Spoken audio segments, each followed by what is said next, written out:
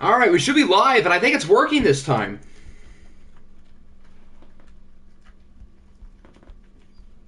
So, that's good.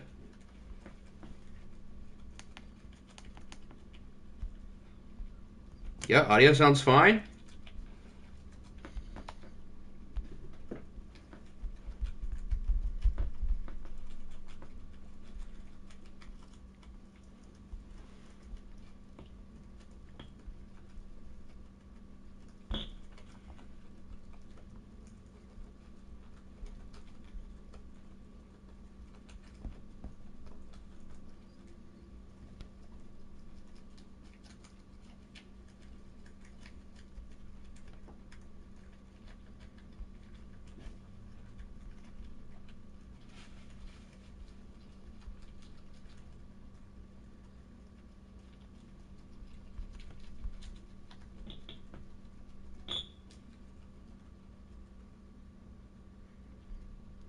Okay, we should be good. What's going on, everybody? We've got weeks 8 and 9 today. What's good? Little Jaw, Naruto, C-Mill, Kevin. How we doing, everybody?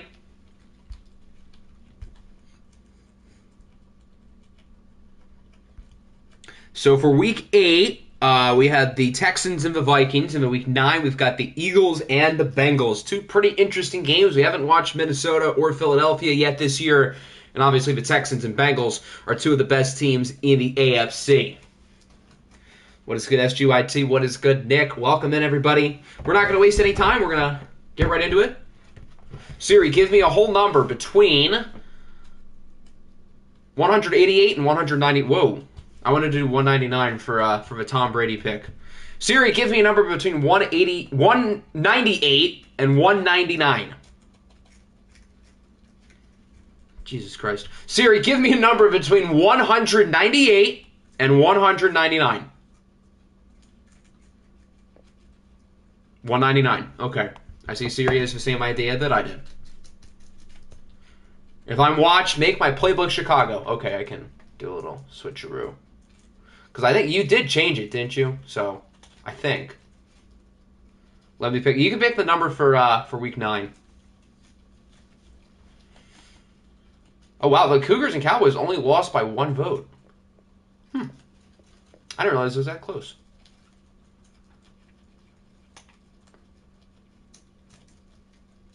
There we go. That was easy.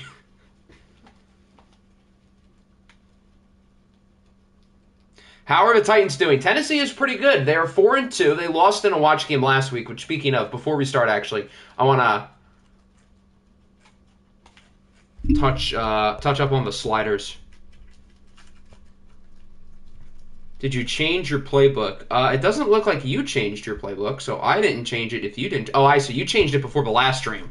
So, yeah, it would have been changed before then.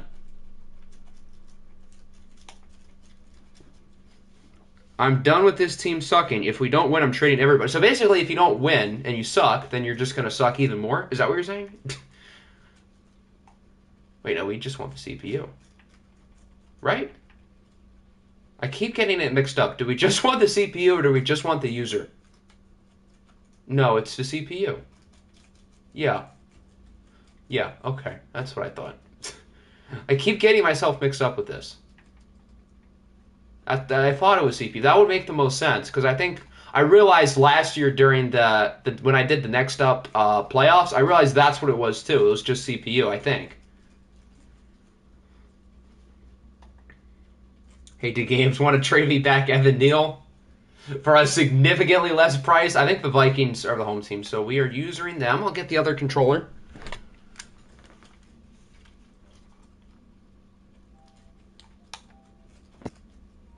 Echo, echo.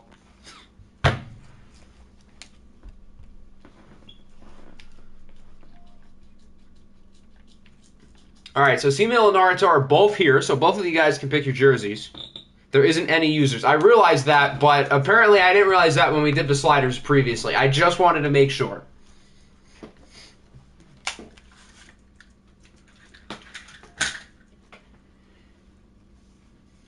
I think he actually has negative cap space. The Cocky trade went through, but he now has negative cap space because of it.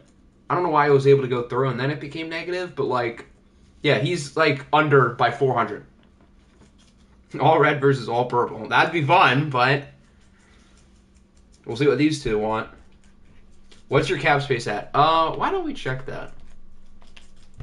When I put Deshaun Watson into the trade thing when we were in DC, your cap went up. But I don't know how that affected now that like the trade is through. I don't know why the cap would go up and then would go down. That would be kind of stupid. But okay, you're at 20.4 and you have a decent penalty. So there you go. All purple, red hat, color rush, color rush. Did I start Kevin for week 8? I'm gonna check, but I'm 99% sure I did. But I'm just gonna double check because I did your depth chart. I did the Kevin thing, and then I did the rest of your depth chart after the Baron Browning thing. But he should be there. Yeah, okay, we're good. That's what I thought. Oh, all red. Okay, that's easy enough. All red versus all purple it is. The people get what they want.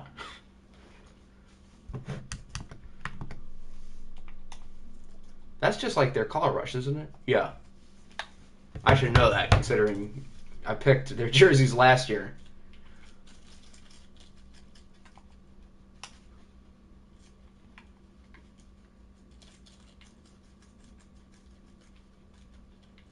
Perfect. All red versus all purple. This should be something. I am currently crying so hard right now. This is seriously the most beautiful, well-put-together story ever. Truly what I call modern art. There's a reason why they call me the modern-day Picasso. Unless you're talking about the jerseys. Hey, there's Sean Tucker. Where's Sean Tucker going to go? The things I would do to have Sean Tucker in Detroit. I'd be so pleased. I would buy a jersey immediately. No questions asked. Take my money.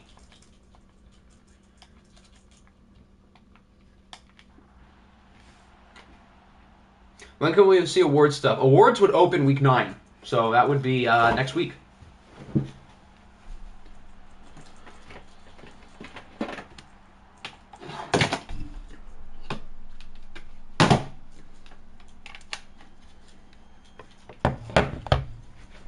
Here is Minnesota offense. We'll get a look at Tua Tagovailoa, who quietly has been pretty good. He hasn't been bad at all.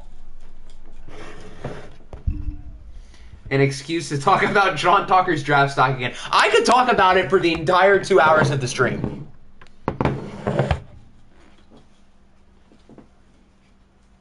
I think in the 7th-round mock, I had him go to the Giants. I feel like that could make sense.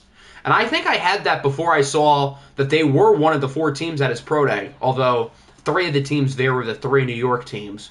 So I guess it was more so based on, like, teams didn't really want to go because it's 3 days before the draft, but since they're local, I think the other one might have been like Carolina or something. I don't know how I would feel about that because they have Sanders and Chuba. I want Sean Tucker to at least be the second back, which, I mean, beggars can't be choosers, but your depth chart. What about your depth chart? I'm confused. What do you mean?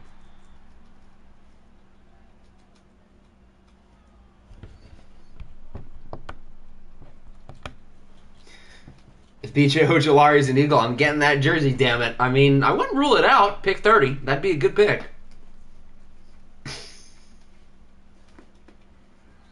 If we lose to Chicago, that's bad because they are a divisional opponent. If we lose to Carolina, that's bad because they are winless. That would be especially bad.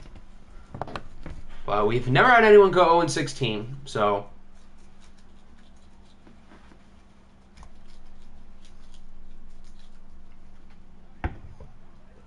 Oh, the edge rushers. Oh. I would say just for the future, so you want them to be specific like that just for the watch games, right? I can't switch it because I'm using the Vikings, so I physically can't.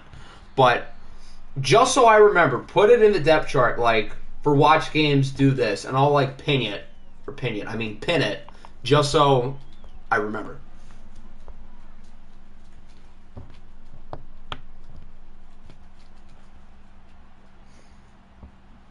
I suggest the Texans to trade down to 10. Why would the Texans trade down to 10?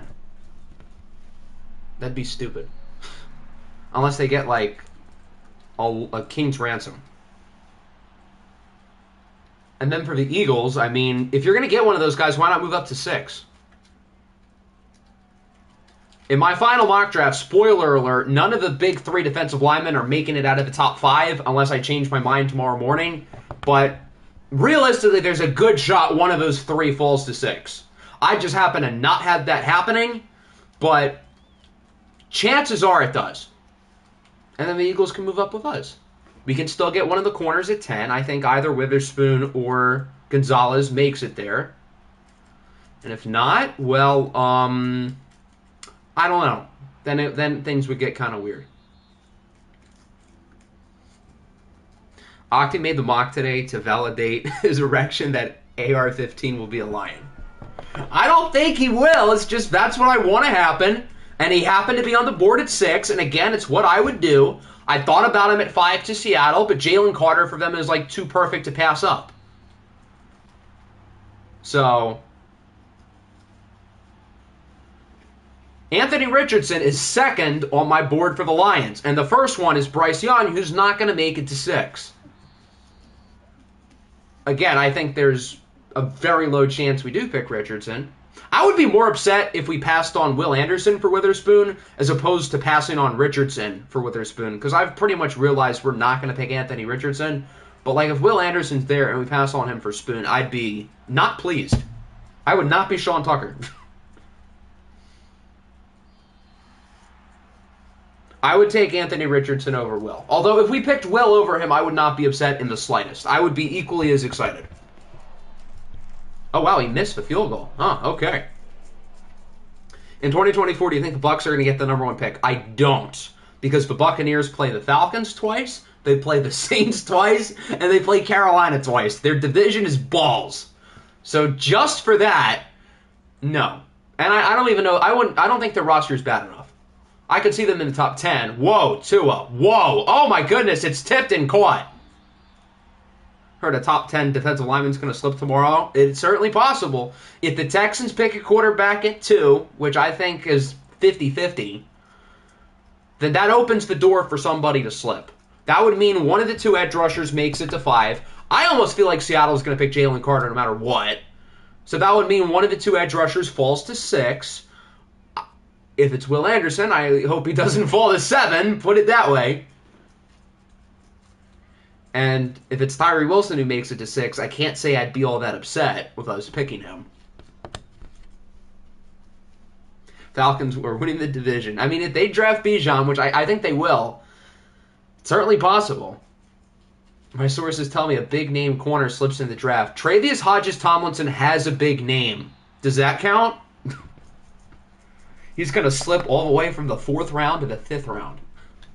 The big-name corner is Gonzo, and he slips to New England. I'm so curious to see what New England does. They have so many options. This draft is like tailor-made for them. All the picks that they either need or Bill Belichick likes to draft is where this draft class is good in. So I almost hope New England trades down. Because you could still get like a great pick at like 20. Eagles wouldn't pass on him as in Gonzo. I don't think they should, but it seems like they like the idea of an offensive lineman. I think picking Paris Johnson at 10 would be a mistake, especially if Skoronski's on the board. But, and I'm not like anti-Paris Johnson or anything. I just think he'd be a bad pick for the Eagles specifically. Tampa gets Joey or Banks. If one of those 2 guys falls, certainly. I'm not sure if either of them make it there, but if they do, they'd both be a good pick.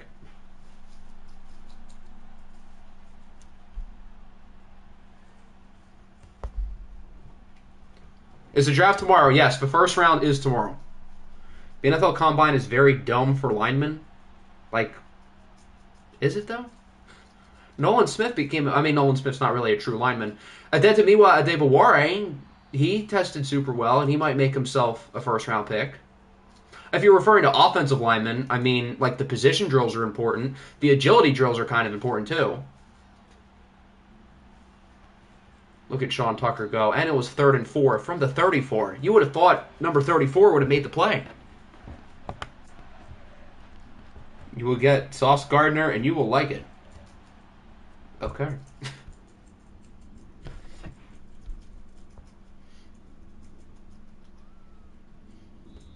And the Nuggets will lose to the Celtics in the final. I would like to see Denver make a run. Now that the Clippers are out, who are my honorary second team, not that I expected the Clippers to do anything, because I didn't. But I'd be happy to see Denver get there.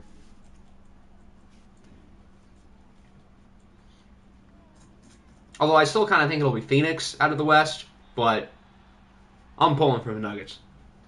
I need the Jokic agenda to be correct.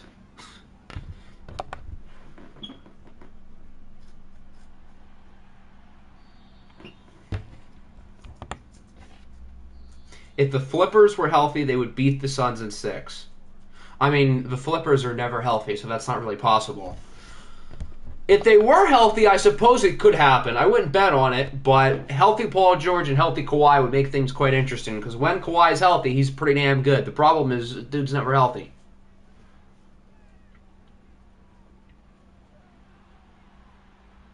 I would like to thank Trae Young for giving Embiid another day of rest. That shot was nuts. He does a step back from 30 feet and drills it for the win. That's crazy. I'm going to tell Duke to trade for 5. I want JSN at 5? That'd be pretty stupid. When you can get them at like 12. Oh, fumble! Minnesota! Wow, they forced the fumble at the punt return. That looked like a hit stick animation, so I think it's going to stand. We'll see if it does or doesn't. But, wow. Okay. I don't think we're going to get a review. Nope. It is a fumble.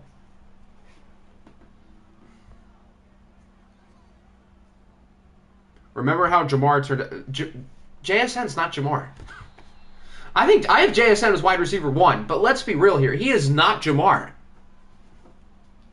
Jamar is the best receiving prospect to come out in the last probably decade. Right? Unless I'm missing someone. How did Jaylen Brown let Trae Young walk into a three-pointer? Yeah, I don't know. That's a pretty bad take. I don't think Jaylen Brown could have done anything about that. That was just a ridiculous shot. JSN would be wide receiver 4 in the 2021 draft. At best, yeah. I would almost consider Rashad Bateman as a prospect over him. I really like Bateman, so maybe I'm biased. But, yeah. Those top 3 guys in 2021 would have easily been wide receiver 1 this year. Any of the top 3 guys in 2020 would have been wide receiver 1. Last year's receiving class was weirder, though. But I feel like any of the first 4 receivers drafted last year would have been wide receiver 1 this year. So... And then obviously next year you have Marvin Harrison, who might be better than all these guys. Bateman is a crybaby. He doesn't like the front office. I don't blame him. I don't know if I would either. Bro said I never said Bateman was a better college player. I'm saying he might be better as a prospect. As a college player, JSN won the Biletnikoff. So, there's a difference. But as a prospect, Bateman, I think, is slightly more athletic. He has slightly more versatility. He can play on the outside and he can play on the inside. Still a good route runner. 2019 receiver class solo. All the receiver classes in the last 5 years solo this year's. There are some good receivers this year, but we've been spoiled with such great receiving classes the last 4 years. What did you miss? Not much. This is the first game. Minnesota is currently winning, but Sean Tucker is going to look to change that. Who are the Chargers drafting tomorrow? Well, it depends on how the board falls. I would expect offense. I would expect a playmaker. I don't think Bijan falls. I don't think that's going to happen. Wide receiver definitely in play. I've mocked them Zay Flowers a bazillion times because it's perfect. Jordan Addison could work. Quentin Johnston could work. The tight ends could work. Or they could surprise and go defense. You don't think who would have won it in 2021 then? If it wasn't JSN. Who am I missing? Did they give it to like Drake London or something? Or J-Mo? It might have been J-Mo. Well, regardless, JSN was one of probably the 3 best receivers in the country in 2021. Whether he won the Biletnikoff or not, he was elite. He was better than Rashad Bateman ever was in college. But Bateman has some other stuff that made him quite intriguing. What will the Ravens do? Again, similar to Oh, Jordan Addison won Biletnikoff. That's right. He was really good at Pitt. Okay, that makes sense. But still, JSN was fantastic in 2021. You get the point. Anyway, what would the Ravens do? Again, depends on how the board plays out. If you can trade down, try to add a 2. That'd be great. If not, hope one of the top 4 corners falls. I don't think that happens. Maybe a receiver, maybe a pass rusher. Maybe you dip down the board for one of the next tier of corners, like Forbes or Tyreek Stevenson. And Jigba is the 3rd best receiving prospect on his own college team. You mean now or in 2021? Because both of those statements could be true. That 2021 Ohio State receiving room is probably the best I've ever seen. And Alabama in 2019 had 4 first-rounders. Ohio State might have beat that. Because Ohio State has 5. Assuming Emeka Egbuka is a first-rounder next year, which is easier said than done. But 5 is more than 4. So,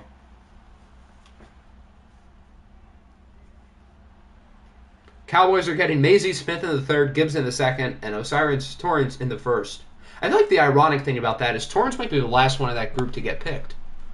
He shouldn't, because he's really good, but never forget, rest in peace everyone that perished in 9/11. I learned about 9/11 today. Good for you, I guess.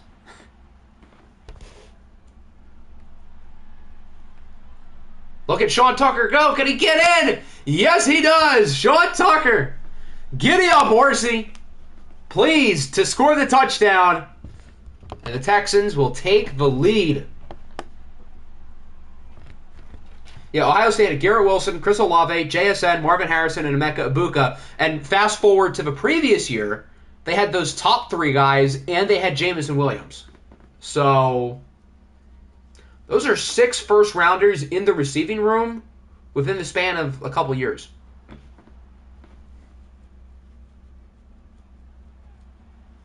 That's, like, insane.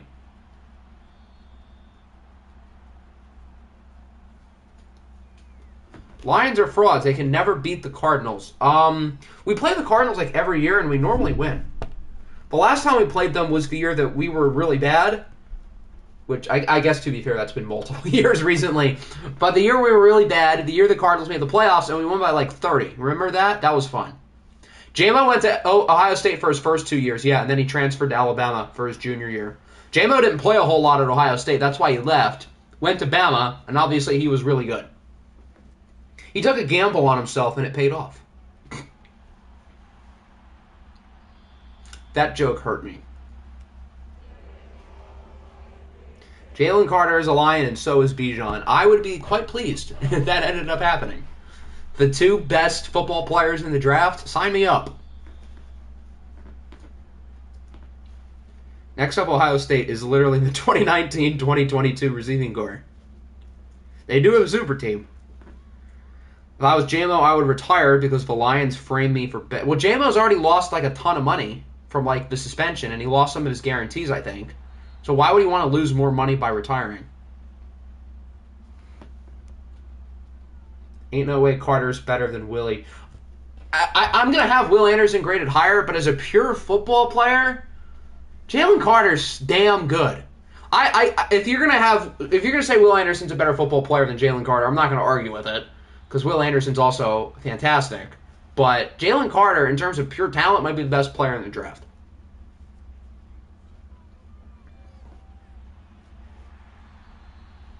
The suspension was very dumb. I agree. The suspension was dumb, but JMO also deserves blame because it's a simple rule and he didn't follow it. So while I think the suspension is unfair, I don't feel that bad for him because he did it to himself. As Minnesota tacks on 3 more. So they lead 9-7.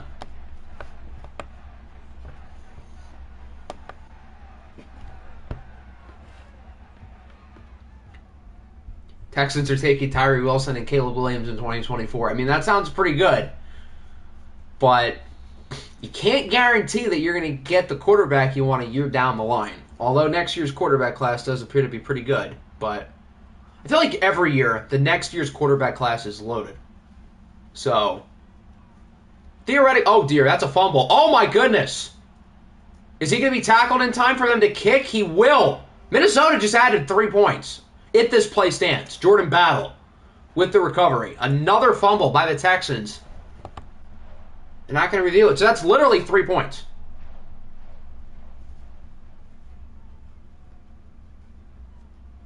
Wow. Who's Minnesota's kicker? He's a superstar. I don't think they have Justin Tucker or McPherson. I know they don't have McPherson. I don't know who else it would be.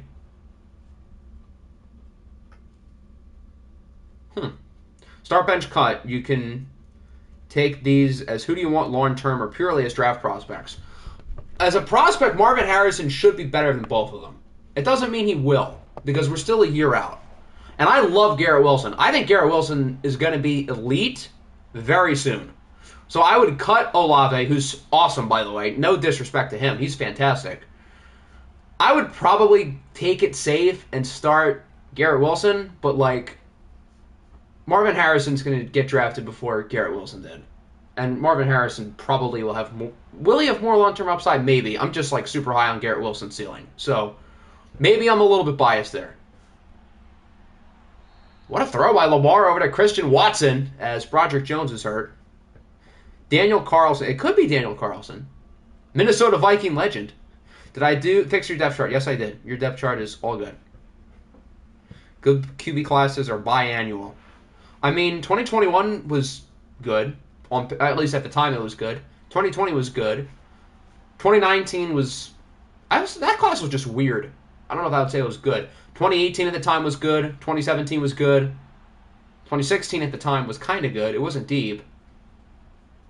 And then before that, we had the first half of the 2010s. The quarterbacks classes were awful. The best QB drafted in the first half of the 2010s was Derek Carr. That's yuck. At the time, 2019 was weird because we weren't really sure what Kyler Murray was going to do. Then he says he's planning to play football. We all thought Dwayne Haskins was going to be good. Daniel Jones gets drafted earlier than people expect. And that was also the year that Drew Lock came out.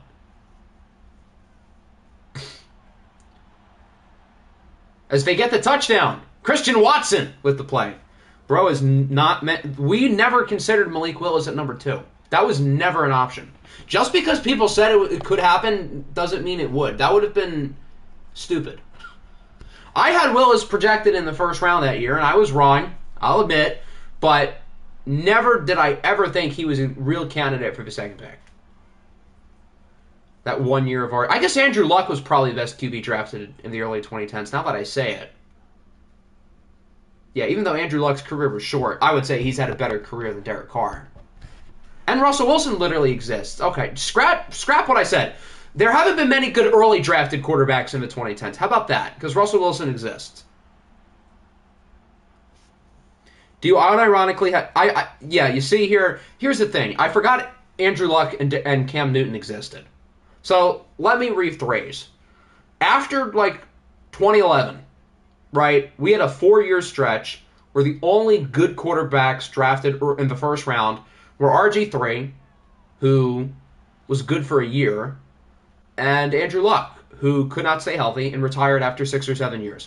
So maybe I over-exaggerated a little bit, but long story short, there aren't many good early drafted quarterbacks in the early 2010s.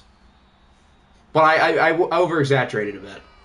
Imagine being in the Discord chat when Octi thought the Lions traded up with the Vikings for Malik Willis. I was convinced for 3 minutes that we were picking Malik Willis because, if you're going to move up from 32 to 12, I figured it'd be for a quarterback. And I was not a Kenny Pickett guy, which I've done a complete 180. But they showed both of them. Pickett seemed normal, and Malik Willis was out of his seat. So I had assumed that we had picked Malik Willis. Picking J-Mo was better. I was happier with that. And so far, has it worked out? I don't really know. Better than Malik Willis, put it that way. But yeah, that was an interesting 3 minutes for me last year, put it that way. And that trade package was such a fleece. We ripped them off bad. How do you go from 32 to 12 without trading an additional one? That's crazy.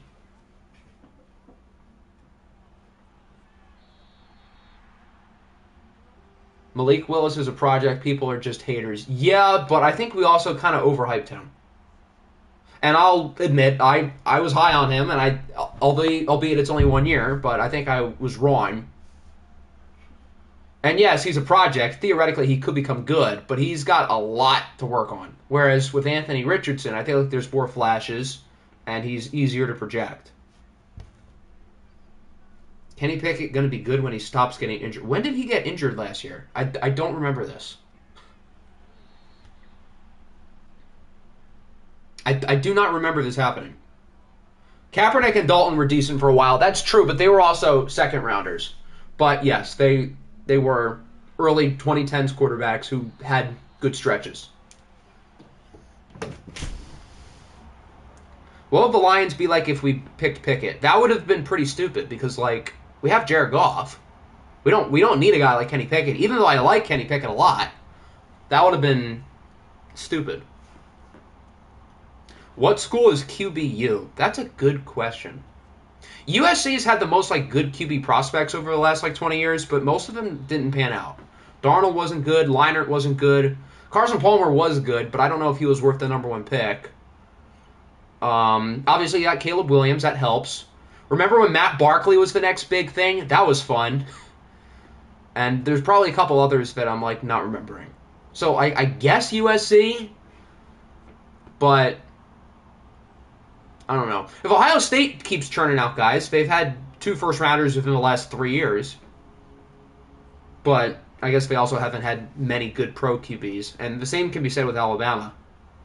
Probably, yeah, it's probably Oklahoma. You're right. Kyler, Baker, Bradford was the #1 pick. Yeah. They had Caleb Williams for a year. I don't think that really counts, but yeah. Jalen Hurts. Who was there before Baker? I'm blanking. Like after Landry Jones and before Baker. Was there anyone there in between those two? I don't remember. But yeah, 3 #1 picks in a decade. Another guy who was an MVP candidate with Jalen Hurts. Yeah, it's probably Oklahoma. Jalen's both a Bama and an Oklahoma quarterback. Oh, wow, the Texans got to stop on 4th down. I didn't even notice that. Jalen Hurts was at Bama for like 3 or 4 years. He started and won a national championship for them. I think Bama deserves as much credit for him as Oklahoma. He'll even say probably that he gives credit to both schools. At the Senior Bowl, didn't he have like one half of his helmet was Alabama and the other half was Oklahoma? So I think Alabama deserves credit for him. Georgia. Oh, running back you. Oh, I thought you meant for quarterbacks. I was like, what the hell? Yeah, probably Georgia or Bama. Out of those two, who would you give the edge to? I thought Georgia's had more guys, but I feel like every Alabama starting running back has been like a decent pro. Other than Bo Scarborough, except for those 3 games in Detroit where he was like kind of good. Trevor Knight. I remember Trevor Knight. Wasn't he Texas A&M too? I think he went to Texas A&M at one point. And then Blake Bell. Yeah, I know that name, but I don't know much about him. Wasn't Trevor Knight like a ridiculous athlete? I could be wrong. But wasn't he like a freak? Georgia had Nick Chubb. Yeah, Georgia's had Chubb, Sonny Michel, Swift. Why am I blanking? I know there's a bunch more. They had the guys last year, Cook and Zamir White. They have Kenny McIntosh this year. But, I mean, Alabama had 2 Heisman winners with Ingram and Derrick Henry. They've had other good players. Eddie Lacy was good for a little bit. TJ Yeldon was solid. The Bo Scarborough years. And then the recent guys with Jahmyr Gibbs, obviously this year, and probably other guys who I'm like not thinking of. I know there's plenty more who are just like not coming at the top of my head. Josh Jacobs was Alabama. Damian Harris was Alabama. The Damian Harris year, they had somebody else too, who I'm like not remembering. But he was not the only Alabama running back that year. I think. So yeah, I would probably get the edge to Bama. Wide receiver used to be Bama, but Ohio State's starting to take that title. Would you count Kamara as a Bama running back? Was he there for 1 year or 2 years?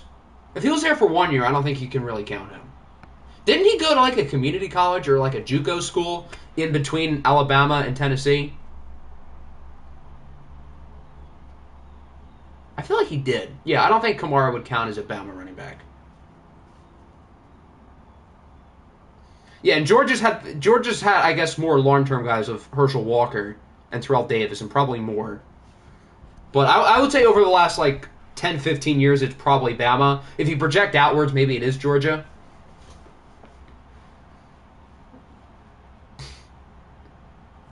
How did I not mention Todd Gurley with Georgia? That's, like, the most obvious one. Todd Gurley won an Offensive Player of the Year. He was ridiculous in the league. They had Sony Michel, Nick Chubb, and Todd Gurley on the same roster. That's ridiculous. Todd Gurley and Nick Chubb together. And Sony Michel was just as good in school. What is Kicker University? Auburn's had a couple good guys recently. Look at Sean Tucker. Oh, my God. He's in the zone, by the way. Holy cow. The Texans must be pleased with Sean Tucker. He is cooking. This is going to be Sean Tucker in the league, guys. Get ready. Linebacker used probably USC. I feel like Miami's had a lot of good guys. They had, or maybe not. The only one that's coming up to my head right now is John Beeson, and that was like 15 years ago.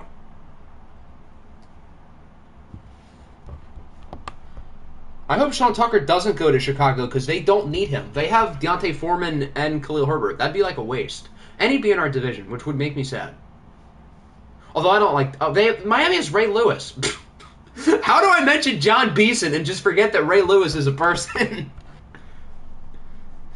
Noted pull-out specialist Herschel Walker. Noted Georgia Senate candidate Herschel Walker. That will never not be funny. Him running for Senate. USC had Junior Seau, Clay Matthews, Brian Cushing, Willie McGinnis, Jack Del Rio.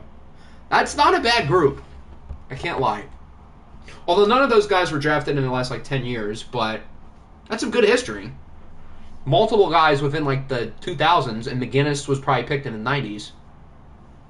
Herschel Walker almost won. That's the craziest part. He almost won. Sean Tucker on Dallas actually kind of makes sense. That would be a good fit. Because you need your early down runner with Tony Pollard. I would like that. I mean, I don't really like Dallas, so, again, it would kind of hurt to root against them. But in terms of, like, a team and player fit, that's probably one of the better ones for him.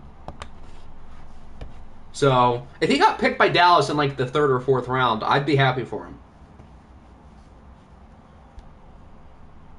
Name players who were really good before injuries ruined their career. I'll start. Ryan Shazier. That's obviously a good one. RG3, I know we mentioned him earlier, but that's like a good one.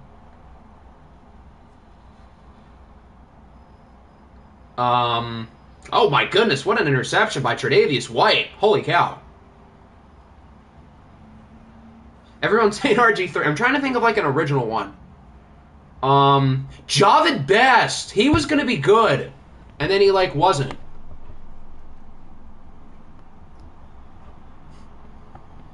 He told blatant lies and held his wife to gunpoint and almost won. That's crazy. He literally almost won. Did he get like a higher percentage of votes too with the original one? I don't remember. Because I know in Georgia they had the 50%. I know neither of the guys had 50%. But did he have more originally? I don't remember. But Bob Sanders, that's a good one. Carson Wentz, Percy Harvin, Zion. He lost by 1%. Okay. And then obviously he lost the runoff. Because half the Georgia voters just see the big-time college football player and, yeah, let's vote him. Abon Green, he was nice. He was a little bit before my time, but I know he was good. So, not as good as Sean Tucker right now, though. He's cooking.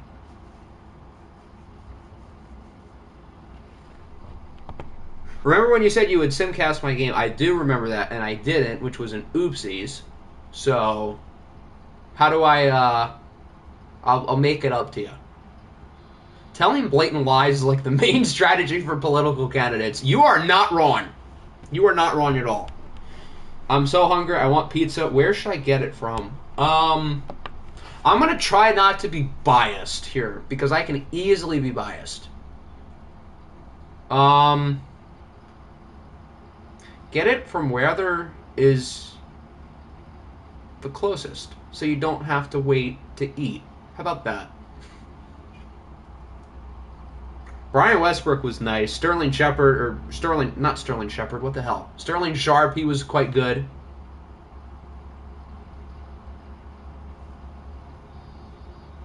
Yeah, everyone says Domino's. Okay, you can just do Domino's. Brian Westbrook wasn't injured all the time, but he was, like, good. So, I don't remember exactly if he was, like, injured all the time. He was also a little bit before my time. I caught, like, the end of his career. But I know he was good.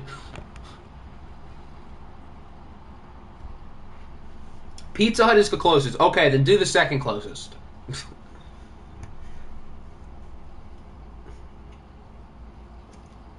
Back to the Brian Westbrook thing. The Eagles always, like, consistently have good running backs. Brian Westbrook, Shady McCoy. Who was between McCoy and Miles Sanders? That would have been, like, the Super Bowl year, so I guess, like, running back by committee, Miles Sanders, and then Bijan Robinson. Bang!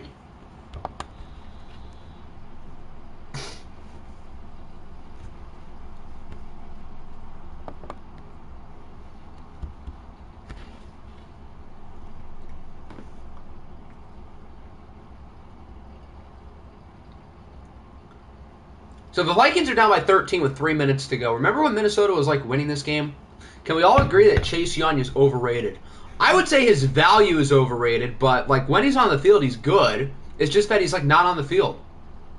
Which is why Washington declined his fifth-year option this morning. Jay Ajayi is a very good answer to the injury question because he was so good as a young guy, and then the injuries killed him. But, yeah, he was on that Eagles team for a short time when they won the Super Bowl. It's a two-score game. It's not Simcast time yet, although the Texans should win. You had Darren Sproles was never like the starter though, but you did have him for a little bit. That's true. Chase Young is the Zion of the NFL. That's kind of a good take. Both super highly touted prospects who are good, but they can't stay on the field. Navarro Bowman and Victor Cruz. Navarro Bowman and Patrick Willis was so fun. Those guys were so good. And, of course, Victor Cruz, Mr. Salsa. This is what happens when you let Tua cook in a watch game. But he hasn't even been that bad. 20 for 30, 205 and a pick. I mean, I guess that's not good, but that's not horrible. He's not the reason why they lost. The reason why they lost is that they couldn't stop Sean Tucker. And they're both ridiculous freak athletes, so that works too. Okay, Minnesota. They get it all the way to the 7. 12 points, 6 of those gifted. Yeah, I guess that's kind of true. The last field goal was definitely gifted. As Tua turned the ball over once again, turns it over. He's picked off in the end zone. Maybe I was a little bit generous. It was 38. Cam Curl, OFL 22, Minnesota Viking legend. One of our few good players who isn't like a convicted felon. The Luke Kuechly-Thomas Davis combo was nasty. Obviously, Kuechly was the best in the biz, and Thomas Davis was a bowler too. And Sean Tucker finishes it off. So the Texans get the win here, their second consecutive watched victory. That's a good sign for them. They can win games in watched, they can win games in sim. They just can't make the right decision on whether to kick or not in the AFC Championship game.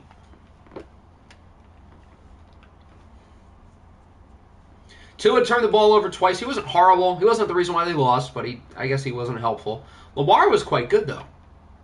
For sure. He might not have been as good as Sean Tucker, though. Houston relied on the ground game, and boy, it worked, because Sean Tucker was able to cook. He is like a totally different player in watch games from last year to this year.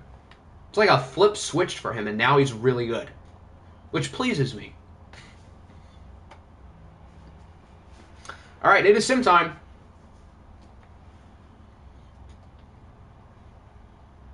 Let's see what happens here in Week 8. Sean Tucker is becoming what Bijan should have become. That's kind of true. Although Bijan's good here. I think we're first, so we get to rip the Band-Aid off. Show me the 7-1. Ah, shucks. Our first sim loss of the year, 24-31. You can't win them all. We're still comfortably in first place of the division. It's fine. Deshaun Watson played very well in his Memphis debut. Matt Corral was good too, but he got sacked 4 times. I don't know if he got sacked 4 times in total through the first 7 games. Joe Mixon, 2.5 yards a carry. That's an anomaly. Whoa, Jacoby Myers, hello. So yeah, I'm not too worried about this. Joe Mixon was bad. The offensive line looks like they were the reason why we lost. So I'm not too worried because the O-line's been good. The Bills. Oh, wow. Okay, the Bills lose. So we don't have any more undefeated teams left.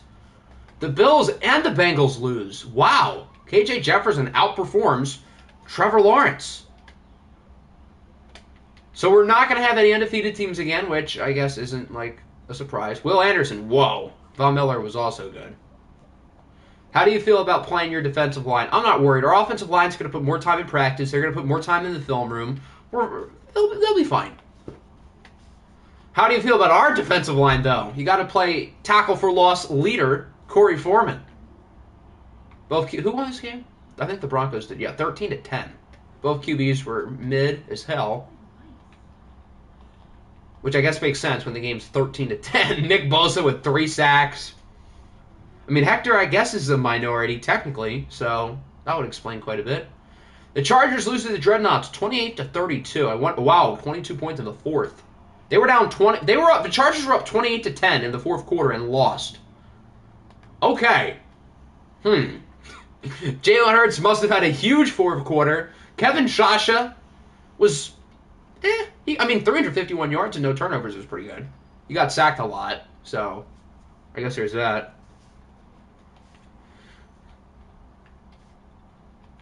Big win vote for the Dreadnoughts. They needed it. 2 sacks for Lee McNeil, Bengal legend. 2 for Yetur Gross-Matos. 1 for Quay Walker. Baron Browning with a sack, though. Another Bengal legend. The Colts. Oh, my God. Yikes. 38-0.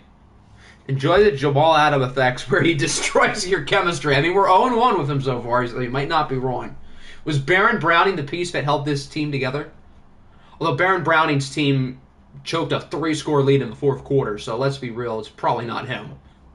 Vita Vea with a big game for New England. I guess everybody on New England had a big game. The Commanders lose to the Ravens. Why did everybody in our division win this week? Jeez. We still lead the division comfortably, but, come on. That's not ideal. Fred Warner, 2 picks. The Cougars lose to the Cowboys 24-21. Joe Burrow was solid. He still has a turnover problem, though. Geno was mid.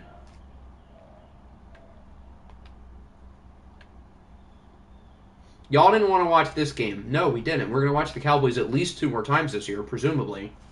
We're going to watch them on Thanksgiving. Wait, no, that's not. This is the Cowboys. We're going to watch them on Thanksgiving. We're probably going to watch one of these Eagles games. They also have the Golden Eagles, the Titans, the Commanders, the Dreadnoughts, the Desperados. We're going to watch Dallas at least 2 more times this year. We didn't need to watch them here. The Desperados lose to the Golden Eagles, so Mexico continues to control the NFC South again. I say again. I guess they didn't win it last year. Hey, it's Will Levis. Stetson Bennett was solid. Kyler Murray, not as good. Zach Gallen is going 28 innings without allowing a run. Zach Gallen is pretty good at this this baseball thing. I won't lie.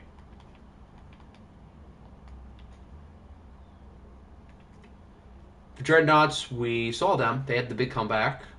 The Eagles beat the Explorers 16-13, so Philadelphia will only have 1 loss going into their big game here against Cincinnati. Both quarterbacks were bleh. Zayden Sparks played well. No sacks, wow. Still a low-scoring game, but there were no sacks. The Niners, they scored a lot.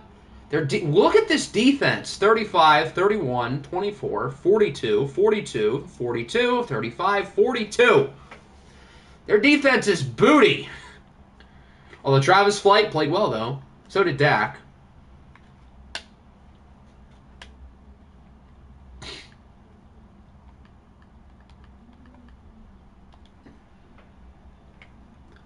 Golden Eagles won. The Jets won. Oh, how about the Jets? Drake May's been playing some good football lately, and I guess he kind of keeps it up. He turned the ball over twice, but other than that, he was good. Desmond Ridder was solid. Seems like these two teams are probably going to be in battling for the gutter of the AFC East this year, considering the other two teams are good. As it turns out, how many points do the Niners allow in OFL is the answer to life and the universe and everything. Detroit beats the Monarchs 34-28. Thank you for helping out our draft pick even more. Oh, Caleb Williams wasn't that good. Matthew Stafford is now starting for London. Okay. Interesting. I don't think the game's ever switched his depth chart, so that's on him if he didn't want that.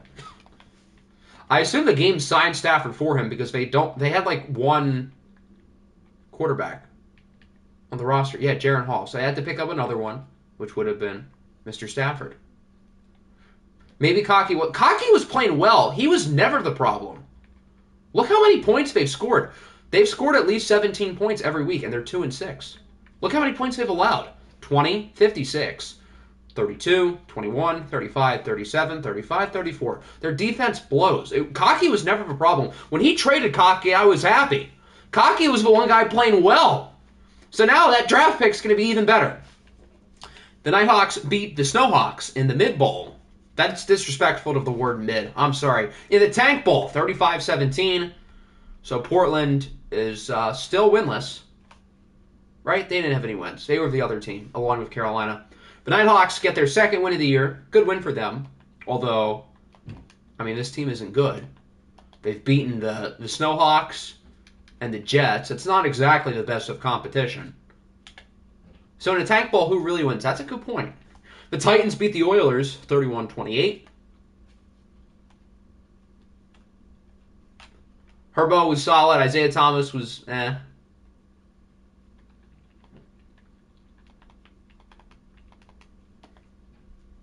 Turnaround going to be crazy. Congrats on beating the Snowhawks. They're a great team, right? Yeah, I don't know about that one. Carolina had a bye week. They lost to the bye week by about 20. New England won. The Raiders lost. The Rams won. The Ravens won. Seattle had a bye week. The Snowhawks lost. Steamers won. The Steelers won. The Texans won. The Titans won. And that brings us back to the Vikings. I'm back. Did I win? You did win. I think. Yeah, you did. You guys allowed like 7 points. Players of the week, Dak Prescott, Deshaun Watson, Jordan Whitehead, and Fred Warner. All right, I know everybody wants to see awards, so we can take a quick look. Dak Prescott is the MVP frontrunner of Matt Corral in second. Why are these guys 8 and 9? They should be at the top of the list. But at least they're on the list, so you can't really get too upset. Kobe Bryant, Nickinator, is the favorite for Coach of the Year. That seems fair. I mean, the Eagles were pretty mid last year. Now they're good, so that's fair. Diggs, Offensive Player of the Year. Defensive Player of the Year, Von Miller, obviously. Marvin Harrison Jr., Offensive Rookie of the Year. Wow, Bowers is the second. I feel like he hasn't been that good, but okay. Zion Tupula-Fatui is the Defensive Rookie of the Year favorite. Corral, Best QB. Nice. Derrick Henry, Stephon Diggs, Chris Lindstrom, Von Miller, Josh. Wow, Josh, I didn't realize he was having that good of the year. Cool. Trayvon Diggs, Cade York. Okay, as expected. Other than really Josh Allen. I have not really noticed Brock Bowers either. You're not alone. Devontae Adams, Offensive Player of the Year in the NFC. Defensive Player of the Year, obviously Myles Garrett. Quinn Ewers, Offensive Rookie of the Year. Is there nobody? How is he ahead of Caleb Williams? Caleb has been better than him, and his team is good. Like, I agree team success shouldn't matter for Rookie of the Year, but Caleb's been better. That's really stupid. Mike Oxmall, Defensive Rookie, that makes sense. I think he's a tackle leader. Dak, Best QB, Best Running Back, Monty, Devontae Adams, Zach Martin, Myles Garrett, TJ Watt, Jordan Poyer, and Justin Tucker. Okay. I want to check one thing real quick. We're obviously going to do stats later. I want to see how many sacks the two big guys have.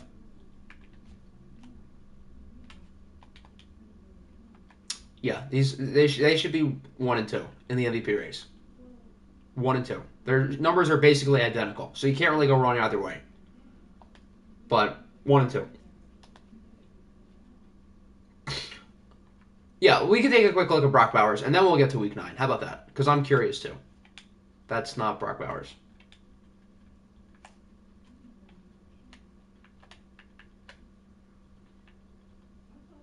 Oh! Those are actually really good numbers. 50 yards a game, 7 touchdowns in 8 games.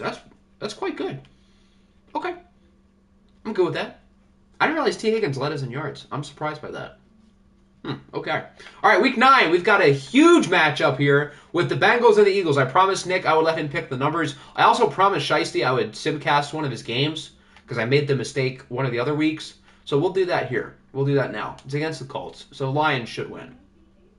CJ Stroud is not good in this league. I don't know where you got that from. He can be good, but he's like not good. You also said you'd simcast. I said I would watch your game if it got more votes than one of the other ones, but I'll be nice. We can simcast it anyway. We can simcast both games first, and then we can watch our game. CJ Stroud was bad last year too. Yeah, you're right. How does underrated equal bad? Because he's not good? I don't know where you got that idea from. He's not good. He wasn't good last year, and he hasn't been good this year. So, yeah, he's bad. Oh, dear. Yeah, I mean, we know the Colts are bad. They lost 38-0 last week. And they might lose 38-0 again. Okay. They got outscored 72-0 today. Dear God. That's not good. The Colts are not good. Egads. Caleb Williams now should be the Rookie of the Year favorite. Kirk Cousins, meanwhile, was awful. Yeah, the Colts are hashtag not good.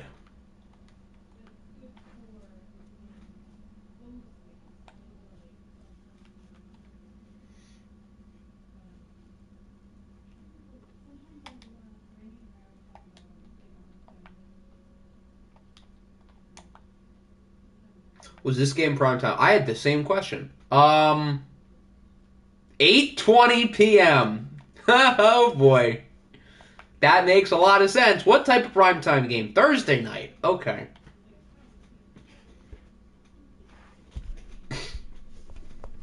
And then, I thought, aren't the Chargers away? Did the Explorers win last week? They did not. They lost. Who's home for the Chargers game? The Titans are home. That's what I thought. Yeah, we're just going to use the home teams for the simcast, like I normally do. Just to keep things consistent.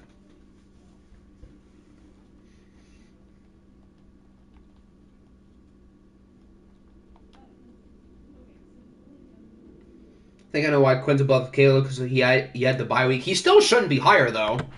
Just because Caleb played one less game doesn't mean he should be lower if he's having a good year and Quinn isn't. Not simcasting tank bowls should be a crime.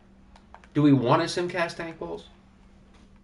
These are the only 2 games we're simcasting because I promised the Lions they would get one, and I told the Chargers, depending on how the vote went, they could get something. So these are the only 2 simcast games. Put Parsons at rush right end. Okay, I can fix that. Although, shouldn't he already be at one of the rush defensive end spots? If not, I can fix that.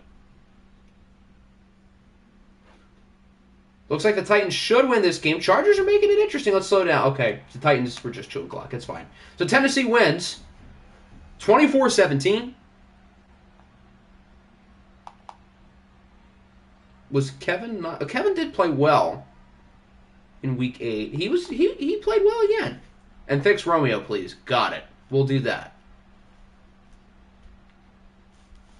And I'm also going to put Rodgers back now. Although Kevin did play kind of well. The passer rating was low, but he threw through a good amount of yards. His completion percentage seemed fine. I mean, it was kind of low, but it wasn't, like, horrible. Make Jaren Hall number 1. Okay, so Jaren Hall, Aaron Rodgers, Romeo Okwara, and Micah Parsons. Those are the 4. Got it. White Tiger versus Blackbirds. I'm 100% down for that. That's the wrong button. And I don't do game changes until after the stream, so you'll have to put that in for week 10. Okay, so we want the Chargers, little switcheroo. The Monarchs. Where specifically, C-Mill, do you want Romeo to be? Which specific position? I assume one of the rush defensive ends, I would think, is what you're implying. Micah Parsons is rush left end. So are you good with these two being where they are, or should I switch something?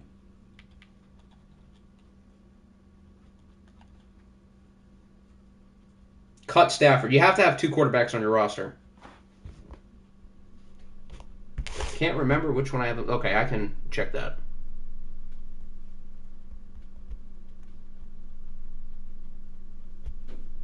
Switch. Okay, I don't think switching would, like, help Micah Parsons, but I can do it.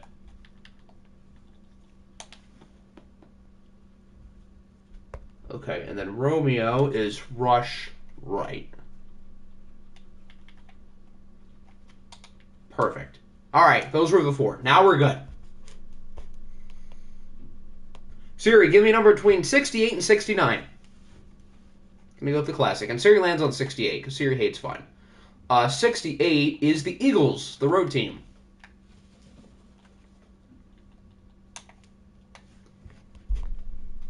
So I assume we're good with Blackbird versus White Tiger. What? What do you mean, what the hell? What? I guarantee a Texans loss this week. Check your depth. Check what? What specifically? I'm getting all these questions.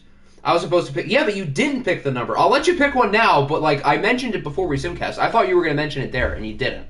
So I assumed you weren't, but here, you can do it now. I don't think the user really matters, so it doesn't matter if it lands on us. To make sure Dontavius is starting at 3. Okay, I can check that. I don't think you guys made any roster moves, so whatever your depth chart was, it should be fine. Yeah, he's at 3. Oh, you want me? Oh, you're gonna get the number. Okay, I see. We're gonna go with 4 and 5. I don't know why. 4 and 5. My slot. Okay, that's what you meant. Got it. 5. Okay, then we'll switch to the Bengals.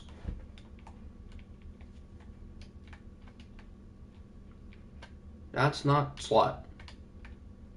That's slot. Yeah, that's that. Brown's at slot.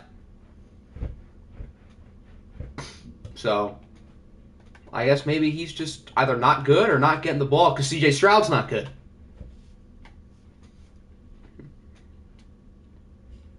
Six and 1 versus... Oh, heavy... Hold on. You want Kayshawn. Oh, I thought you meant you want Brown there. Okay, I can fix that for you. And then we can get started.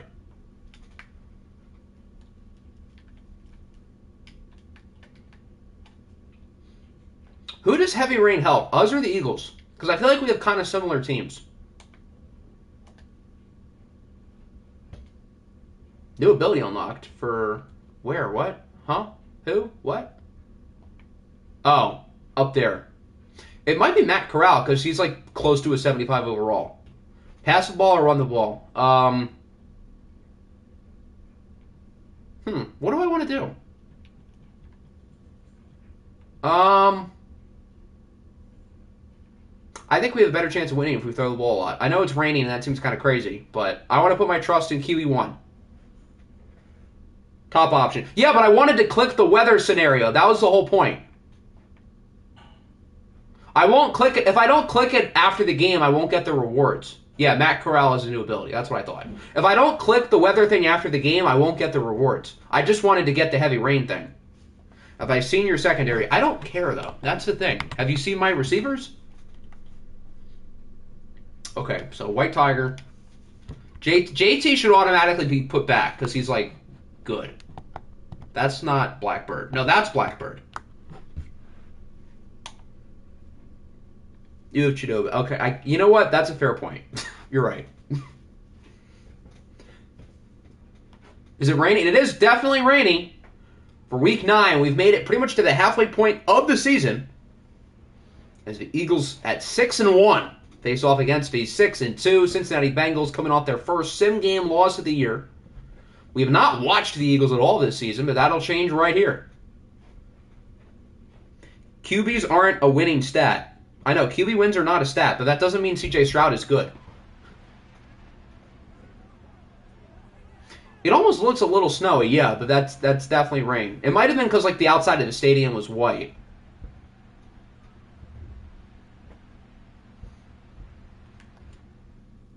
The Canadians are literally fighting racism right now. Hi guys, my name is David Duke, and I'm rooting for the Whites. Go team! All right, so here is the Bengal offense featuring Matt Corral. He's second in the game's MVP race, and I would say that's fairly accurate about where he should be. He's been fantastic this year, even better than he was last year. I am Nick Adams right now, yes. Yesterday, I realized Nick Adams has not put out his annual mock draft, and that made me sad. That's like the one thing that we're missing this draft season. It's been perfect, other than we haven't had Nick Adams' mock draft. I wanted to see Charlie Jones in the first round.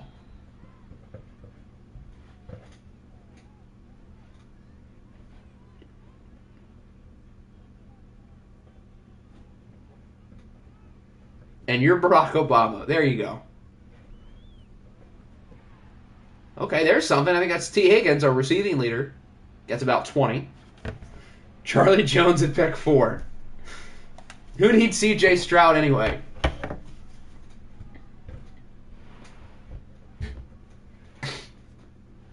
I already know who he's going to have at 1. He's going to have Christian, God-loving Will Levis. Every time I see T. Higgins running a crossing route like that, I get scared now. I don't think they have the DeMar Hamlin playing Madden, I assume. Brian Brzee, pick 2. Perfect. I heard he's a big Peter Skoronski guy. He's just like me. He is Skoronski, is the best offensive tackle in the class. I also heard he's a Jake Haener fan out of the late round quarterbacks.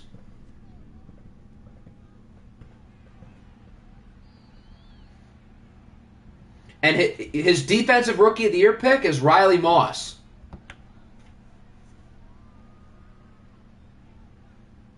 I put $175 on us to not pick Levis. I have a gut feeling you're going to walk away with $175. I'm starting to think that they won't pick Levis. So, yeah, I think that is partly kind of smoke. I think if they do pick a quarterback, it's going to be Stroud. So I think it's going to be, assuming they stay at 2, which I'm like 95% sure they will, I think it's going to be one of the 2 pass rushers or Stroud. One of the 2 pass rushers is in Anderson or Tyree Wilson. I ain't going to lie, Riley Moss just sounds like a racist name. Well, you should guess where he went to school. He's going to be the first true white starting corner of the last 20 years. Troy Apke doesn't count. I'm sorry. Although Troy Apke's got some freaking wheels. That guy can move. Riley Cooper. That's Nick Adams' favorite player. He loves Riley Cooper. What is Matt Corral cooking on that play? I have a feeling we're going to miss this kick because of the rain and the wind. I have a bad feeling. I would almost rather punt it.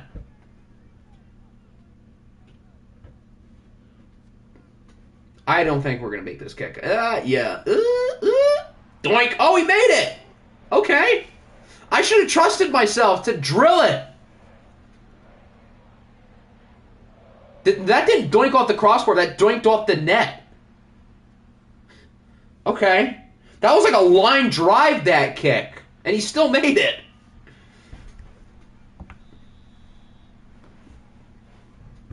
Heard Nick Adams is a big Noah Ruggles fan. Noah Ruggles' kick was wide left, though. So Nick Adams doesn't like it. If the kick was wide right, then Nick Adams would have liked it. Oh, it doinked off the camera. Oh, I thought it hit off the net. I was like, how did it deflect off the net like that? The camera would make more sense. Okay. I saw it wrong. Nonetheless, here's the Eagles offense featuring Bryce Young. They've got some good players on this offense. Christian McCaffrey, A.J. Brown, Amon-Ra St. Brown. You need the Eagles to win. Well, I hate to break it to you, bud.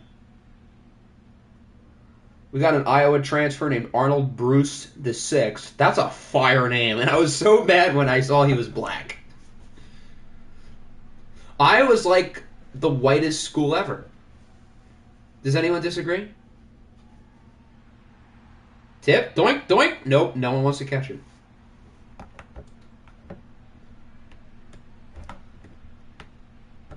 Brees Hall went to Iowa State, so not exactly the same. Led by former Lions coaching candidate Matt Campbell.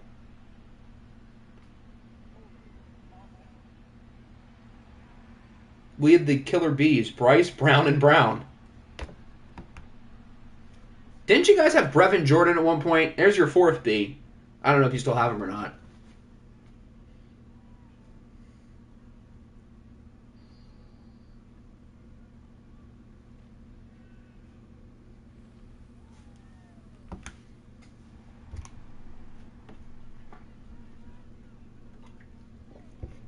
Not a bad first half of the first quarter.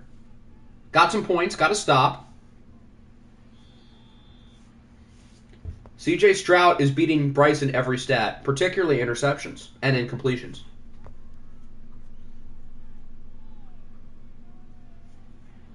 Flag, oh God. 20 yards down the toilet. Womp womp. On Trey Smith. He's like kind of cheeks.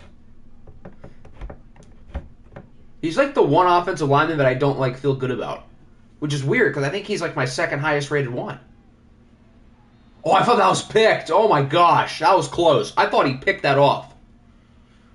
And he has a higher QB rating than Bryce? In that case, good for him. Corral goes short. Okay. The holding call really killed the momentum of the drive. We could have done something. But, yeah, the holding kind of ruined it. 4-yard check down on 2nd and 20. To be fair, that check down on 3rd down, he was under pressure. If he was hit as he threw it, that could have gone downhill. This is going to be an ugly game, ain't it? Oh, well, the weather's ugly, so it's possible.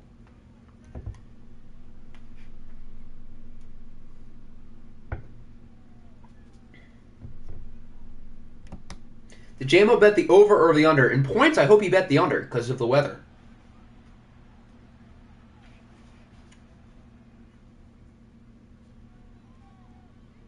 Bryce is going to chalk up a prayer on 1st down. Good defense. Is Lynn Bowden a running back? Yes, he is.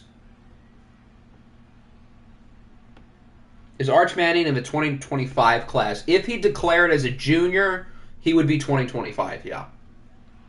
Pickett, nope. Bryce is aggressive, I'll give him that. If Bryce had 89 throw power, that would have been complete. Maybe he does have 89 now. If that's on the defense, I swear. Yeah, I figured it'd be a holding, because what would they call us for? Who got the sack? 98. Is that Corey Foreman? Didn't you say you weren't worried about Corey Foreman? That might be the other rookie we drafted. Mike Hall, I think his name is? I think that would be one of those two. Because I don't think any of our normal guys wears 98.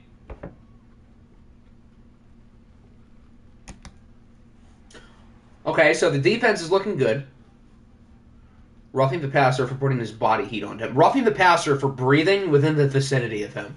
Bryce Young is going to be the new Tom Brady.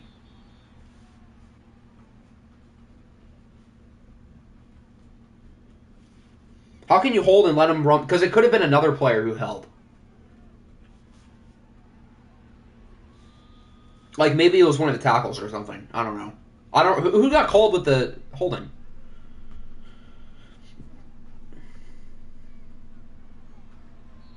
What are we cooking? The holding was on Titus Howard. Yeah, one of the tackles. Unless Nick Nader's playing at guard, which I don't think he is. You seem like you're in a good mood today. I guess so. Am I ever in a bad mood when I stream?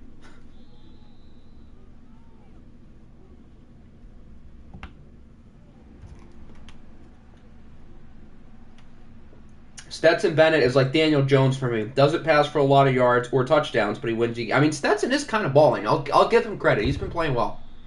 Maybe you should have focused on running it. Maybe I should have.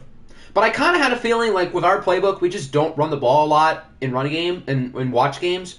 So I kind of felt like the way to go would just try to be to help out the pass as much as I can because it's kind of getting like penalized with the weather. So I figured maybe that would neutralize it a little bit, and so far it's not really working.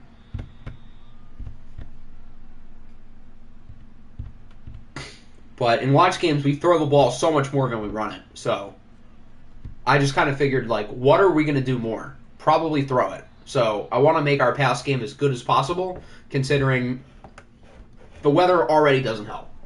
If Octi wins, I'm calling it a cheater. I mean, the one watch game we've played this year, we lost, just saying. As that will end the first quarter. Yeah, 13 pass plays and 2 run plays. That's pretty normal for us. And the Eagles have passed it 7 of 8 times. They're not trying to run the ball either. Which is peculiar. We're using big boy words today. Did I change Lynn Bowden's position? Yes, I did. Stroud only has 5 picks. That's it? Maybe he's doing better than I thought. I just thought he was doing bad, but maybe I'm wrong. What is the Chargers' record? I feel like they're like 3-5 or something. I don't remember exactly, but like in the ballpark. Did you so happen to remember Bowden's overall? I don't, but I feel like when I checked it, it was kind of good. Like high-ish 70s, but I don't remember exactly.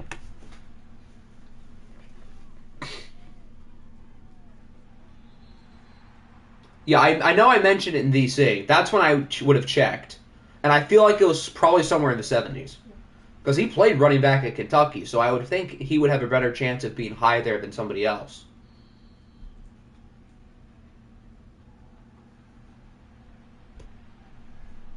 Maybe it was more like 75. I don't remember exactly. 3rd and 2, I think he got it. Yeah, and Kenneth Murray's hurt. Fantastic. Good thing we moved Jamal Adams now. I guess.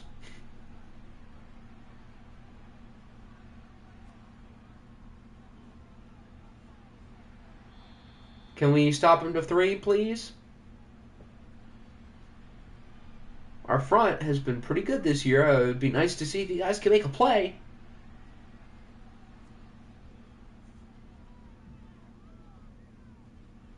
I chase young kids is chasing young children into the backfield for a sack. Octi has no D-line, minus Chase Young and Corey Foreman and Josh Allen and Uchenna Nwosu and Mike Hall and B.J. Ojolari. But other than that, yeah, you're right. Other than those 6, I don't have one. And it doesn't matter because the Eagles score anyway. Zayden Sparks, the former user player, with the touchdown. I chase my 5th-year option. I chase Bryce Young. That's a good one. Jamal Adams cannot block shed. Yeah, but he can like run into the backfield fast. There's a reason why they call him Blitz Boy and not Pass Rush Boy. He said if the Chase Young puts his balls onto the Young. Young throws his sack at Young. Young gets sacked by Young as Jameson Williams makes one hell of a catch. What a throw, too, by Matty C.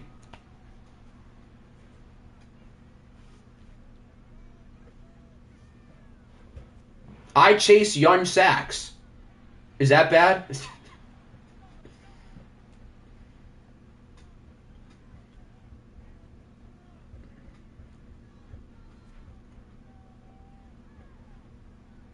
What was that? Can we please, like, run the ball? I know I said to focus on passing the ball because I knew we were going to do this. But can we, like, give the ball to Joe, please? Okay, that works, too. Just barely got it. I think that was Bateman? No, that was Quez Watkins. Our wide receiver 5. Okay. Ironic considering young is Hoxie's preferred age range on Tinder. Jesus Christ. Bro said Matty C like he's Matty Ice. Yeah, Matty C is like a cool nickname. It kind of goes hard. So, yeah. What else am I going to call him? The Corral Wreath? That's like kind of corny. Oh, that should have been picked. We got lucky. I should call him Matty OFL Bowl MVP. Because it'd be true. I'm not gassing him up. He literally has one. So, why are we slinging it for the end zone? It's 3rd and 7 at the 25. Just get the first. If it was first down, I get it. Take a shot, see if it works. But we make it a 1-point game, so that's fine. He's not winning you an OFL Bowl and watched, minus the fact that he literally won one and watched before. And in watch games, I mean, he hasn't like lit the world on fire, but he's not bad. If our pass rush is good and Joe Mixon is a good day, then he could win as an OFL Bowl. He hasn't had any bad watch games. He just hasn't been like great.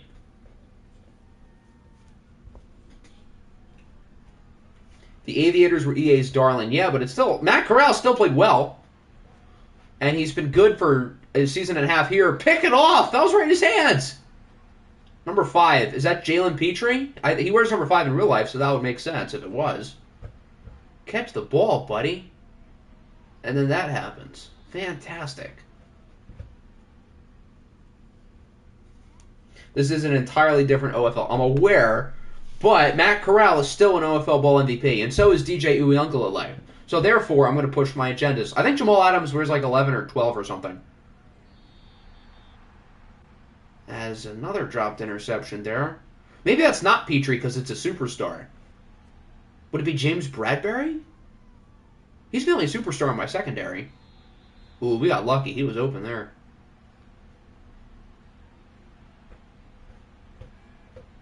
Or it could be Jamal Adams because he might not have his X Factor on. Although we only have, I think, one X Factor on the defense. So he should have it. As Amon-Ra jukes his way for a first down. Can we, like, tackle, please? I know it would be easier if Kenneth Murray was in the game. Which, I think he is. It looks like he's back. Are we going to, like, catch an interception? Both teams have dropped multiple interceptions. It's not even like EA's against us. Both teams have dropped multiple interceptions today. Josh Allen with the pressure. Another drop pick. Jesus Christ. I keep pushing the interception slider up, and nobody wants to catch interceptions. Now 3rd and 10. It's going to be a drop pick. Okay. It's an incompletion regardless. I would have been happy with a drop pick because that would mean we get a stop. But that works too. Turn the slider to 110. I might need to. If previous success in OFL foreshadowed success in the new OFL, how come Burrow keeps throwing picks like he's rookie year Travis Flight? What in the world? I just looked up and everybody's at the 20. Did he like shank the kick? That would make sense because it's windy. Yeah, everybody needs a Trayvon Diggs because he actually can catch the ball. I'm going to draft Emmanuel Forbes in the 3rd round of the fantasy draft this year just so we don't have these issues again. There's J-Mo.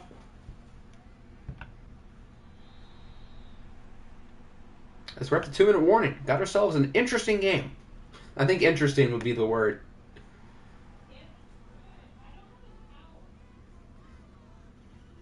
Hopefully the Bengals can take the lead before halftime. The Eagles do start with the ball, so a lead would be oh boy. That's going to be a hold. Oh! Roughing the passer. Bang! Automatic 15. On Tank Lawrence. Wow, we got lucky. I just kind of assumed it'd be a hold.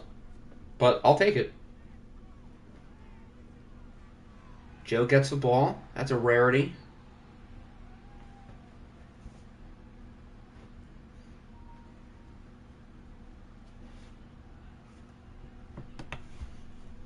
Everyone has drop picks except the team playing you, clearly.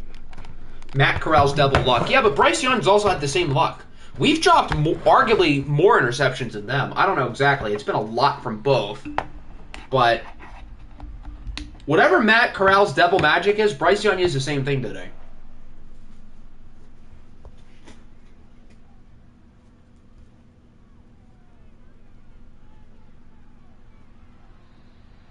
All these D-lines, Bills, Bengals, Eagles, Golden... Who invited the Eagles?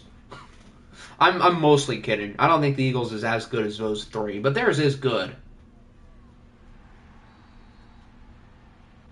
I'm drafting Matt Corral, but also drafting Nick Foles. Okay, you do that. Matt Corral is the OFL version of Tom Brady. Well, there's a reason why I drafted him. I'll take the luck. Nice throw in the back of the end zone. Jameson Williams with the over on Jameson Williams touchdowns today. Bengals up by 5. Probably going to go for 2. Booth review. Please be in. Please. Just got Domino's. Life sounds pretty good. 1, 2. Yeah. Was the second one in? I want a better look. 1. I don't know. We didn't get a great angle. I think they're going to make it stand. That's just what this game does. But I feel like he was out. I would reverse it. But they're going to... Oh, they're not going to... Okay. They will reverse it. That was the right call. I'm not going to argue with that. I feel like I've seen plays like that stand. So that I expected that it would. But I'm not going to argue. That's the right call. As Greg... I forgot they had Greg Rousseau. He gets a sack. So that call, albeit the correct call, might stop us from getting 4 points. Why would we call a timeout? It's 3rd and goal. Why are we in like a rush? I'm officially converting to a 3-4. I thought you were already on a 3-4. I thought that was already how your personnel was. Dot! Brock Bowers, his 8th touchdown of the year. So the Bengals get their touchdown after all. Thank God. 4-3. Okay, that makes sense. And we're going to kick. Okay, I would have thought we would have gone for 2, but I guess that's fine. All right, so the Bengals get their lead, 13-7.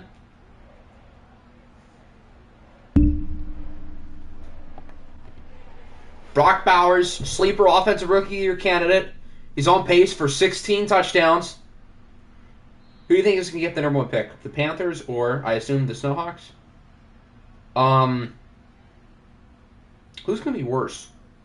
I would say the Snowhawks. The Panthers stink, but they, really stink. The Snowhawks.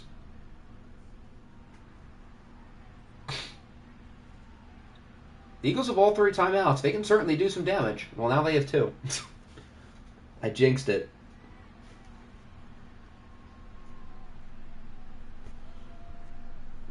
Carolina plays us this week, so they're getting at least 1 win. Why would you check it down? That's stupid. They're going to call another timeout. Yeah. That was kind of a dumb play. And now they have at least 2 tight ends on the field. Okay. Well, I guess they're getting them extra blocking. And that does not work at all. Chase Young with a strip sack, and it's picked up by Josh Allen, who takes it for a scoop and score. And the Bengals are up by 2 scores. If it stands... Yeah, that's out. That's a fumble, all right. What are you going to do today, everyone? I'm going to chase Young... Oh, he might have been down. That was hard to tell. I don't think he was, but I wouldn't be that shocked. Okay, thank God. The scoop and score stands, and the Bengals are going to be up by 13. Chase Young and Josh Allen. I remember when people thought I was wild for picking Chase Young in the first round. I think he has 12 sacks this year. Not quite as good as Garrett and Von Miller, but still pretty good. You're going to do what now? I chase Young sacks. The Bengals don't get the ball. They get the ball, I think. Yeah, our first drive was a field goal. So, yeah, the Eagles get the ball after half. So if they score here and then score again, they could put themselves back in the game. The problem is they only have 1 timeout. So I wouldn't count on it. But they have to score at least on one of these next 2 drives. Wonder what Chase Young's stats are compared to TJ Watt. Pretty even because both of them are really good. It's like you couldn't have gone wrong either way. If we had picked TJ Watt, I'm sure there wouldn't be much of a difference because he's really good.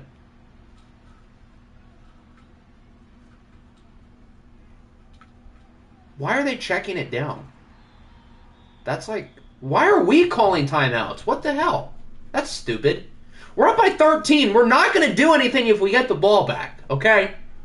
I get what we're trying to do, but if they were to hypothetically run the ball here, then we would call a timeout and we'd be out. And they're going to throw it. So they're still going to try, and it's incomplete. Okay. That still seems kind of unnecessary to call the timeout, but whatever. It's fine. We got the stop. Should I start a new franchise on the show or Madden or 2K? What in the hell? Okay, that's why we called the timeout. Because we're going to start at the 42. Okay, now I get it. To answer your question, I'll say the show. It's because of the wind. We might have those same problems in the third quarter, although we have Johnny Hecker, so we shouldn't.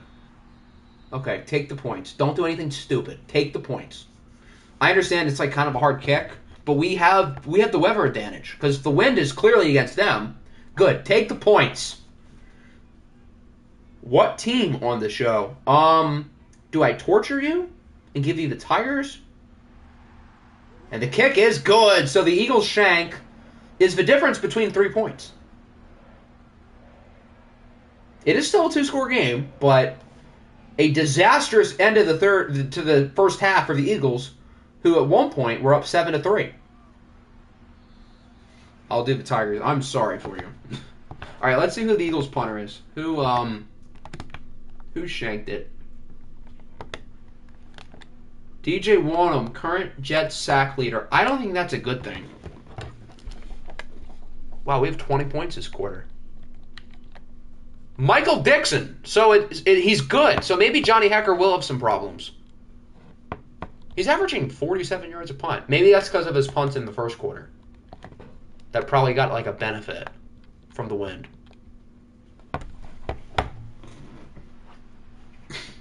So a big second quarter for the Cincinnati Bengals, who are up 23-7 going into halftime. The Eagles do start the ball. 26 passes, 4 runs. Yikes. It's practically a 3-score game because Lord knows EA would go for 2. EA is not that stupid. They would go for 2 if they were the Eagles in this scenario. They're dumb, but they're not that dumb. So the Bengals are looking good, but with this weather, you never really know. We've ran the ball 3 times. They've ran the ball 5 times. This game is too predictable. Watch them. Well, that would imply the Eagles have to score. Chase Young ain't letting that happen, big buddy. Both teams missed a memo on running the ball. Assuming we keep our lead, we're going to have to run the ball. So, it's almost like we didn't invest super high picks into running backs, but we did. And we should be running the ball. But we're not. Neither of us are. The Eagles finally run it, and, well, it didn't work on that play.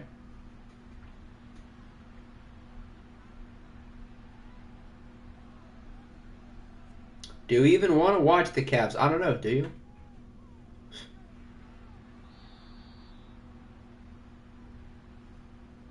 Simcast, it's a 2-score game, so not yet. But if the Bengals extend this lead, then we will. Dr. Doof! There's Josh Allen. He's had himself a nice day. Good to see him making a play. See, kids, this is why you invest in your pass rush. Because when you have a good pass rush, then that, is kind of good for your team. Ooh, that could have been picked. He shouldn't have played for the ball. He should have played the receiver. Could be 3rd and 18. Instead, it's 3rd and 8.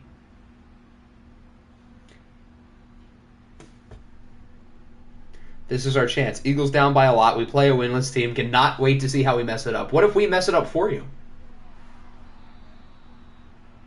So far, so good on this drive for the Eagles. I mean, they're kind of moving it.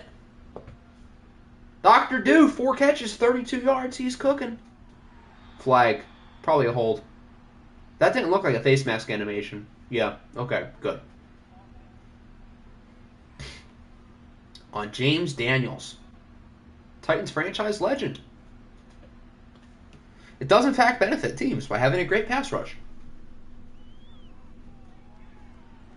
Don't forget this, Brad Holmes, when Will Anderson's on the board at 6, and your heart wants you to pick Devin Witherspoon, but we know you shouldn't do that, buddy. I can dream. Will Anderson's going to be gone by 3.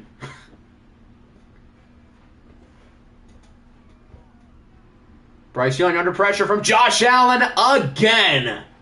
Allen's second sack of the drive. 5 sacks today. That's a lot. Will Anderson and Hutch. Where have I seen that before? I hope so. I kind of have a gut feeling that the Texans might just pick him at 2. Oh, it's another shank. Oh, because the wind is still like that, or the sides of the field. They don't switch from the second to the third quarter, so okay, that's why they shanked it.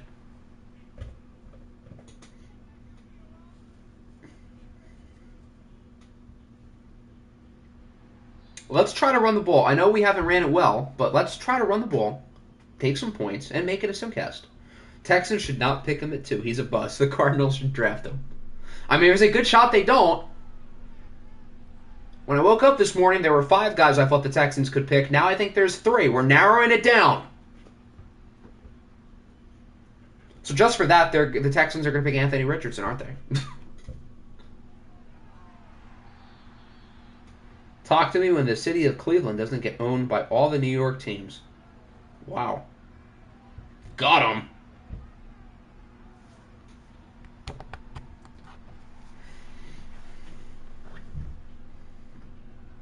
Should you get a PS5 right now? How much do they cost?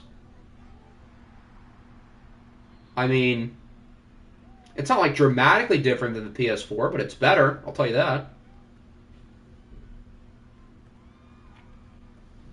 $400. I thought it'd be more than that. Texans taking Hendon Hooker at 2. That would be hilarious. As Bryce Young turns it over, it's intercepted. And he's going to get a big return, too. Uh-oh. Look at him go. Oh, boy. All the way to the 26. Who is McLeod? I don't even know who that is. Ed McLeod. Well, the digital edition. Yeah, I'm not a disc guy either anymore. I think that's the one I got. Yeah, because there's no like disc thing. Because I don't buy discs anymore. That's of the old days. As we get another sack. Kenneth Murray back in the game, making a play. Houston takes Stetson Bennett at 2. Where is he going to end up?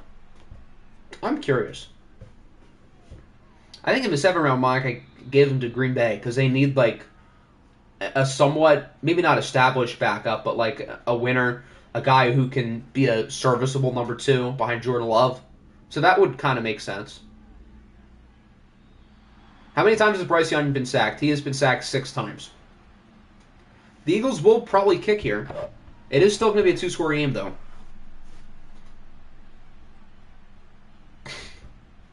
Stetson will be... Yeah, I guess the Todd Monken connection. That could work. Who is the... Oh, they have Huntley. Okay. Assuming they keep Lamar. I mean, I guess you could have Stetson as your 3rd stringer. Cowboys could work. Falcons have Heineke and obviously Desmond Ridder, so I don't know if they would really need him. Unless, again, you want to draft a 3rd quarterback, which I guess is fine. Detroit needs a number 2 QB. There are guys I would prefer, but I suppose it is possible. Dorian Thompson-Robinson.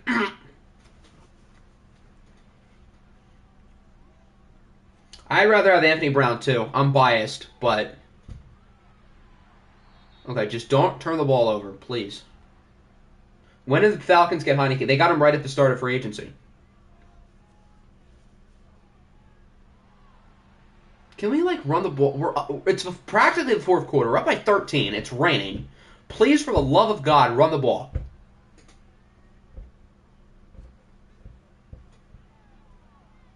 That's not a run play. Bengals backup quarterback is Jake Browning. Yeah, I guess they could do better than that. That could work. You have 3 national championship winning QBs on your team. Or I guess not 3 national championship winning QBs, but 3 national championship titles amongst your quarterbacks. As that will wrap up the third.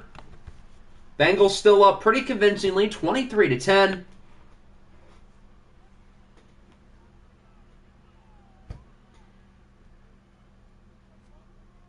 Get the first and we'll be good. Okay, good start.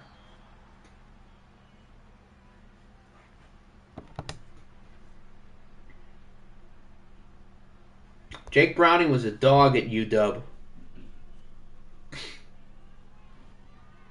Yeah, my favorite Jake Browning Washington memory was that super close game in Austin that they lost. That was a great Jake Browning memory.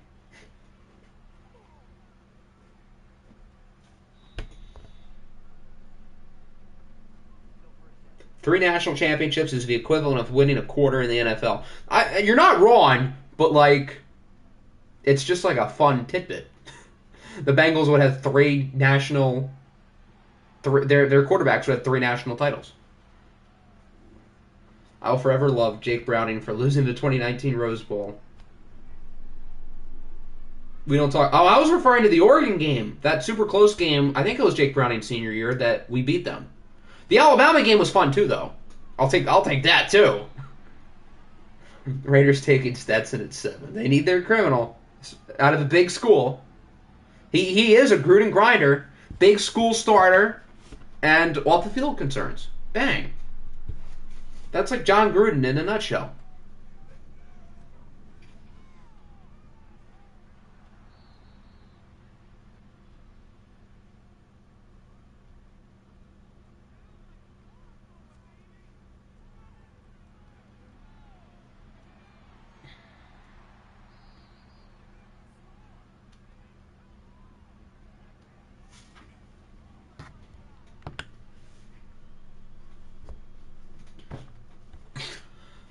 Third and 10, we're kind of in field goal range, I guess. But now with the wind, we'd probably have Shanks. Okay, well now we're going to be closer. So, yeah, we should be fine. Was Henry Ruggs a Gruden grinder coming out? I mean, he was a starter at a big-time school with elite athleticism. There weren't any noticeable character concerns then, but those have obviously come to light during his career. I think he's good. Okay, cool. We're back up by 16. Damon Arnett was a real Gruden grinder, though, because there were character concerns at the time of the draft, along with him being a big-time starter at a big program who should have gone 2 rounds later.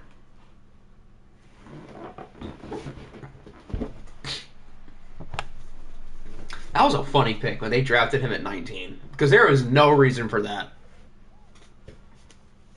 I think my punter got whatever Bullock did in that Panthers game. Maybe, although in the Panther game, Bullock's kicks like glitched to the side. Like the punt thing I've seen before. So, whereas the Bullock thing was just like a weird glitch. So, I mean, maybe it could be a Madden glitch. I don't know. It'd be easier to see if we punted in this fourth quarter. That would kind of determine it. Raiders have been so good if they drafted correctly. They had like such a bright future in like 2016, and then it just all kind of fell apart. The Rams don't have any backups behind Stafford. Do they not have John Wolford anymore? Who famously started a playoff game over a somewhat healthy Jared Goff? That was funny. And then Jared Goff was traded to my team 2 weeks later, so it wasn't as funny after that.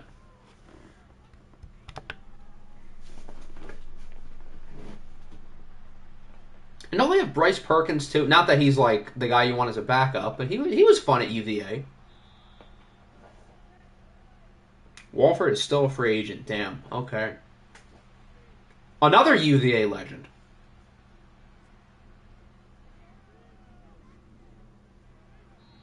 What was that?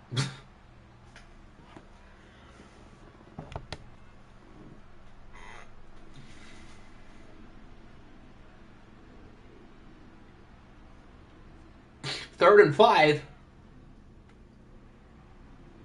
Bryce Young's under pressure, and he's going to throw it away. Are they going to punt and wave the white flag? If they do, we can just simcast.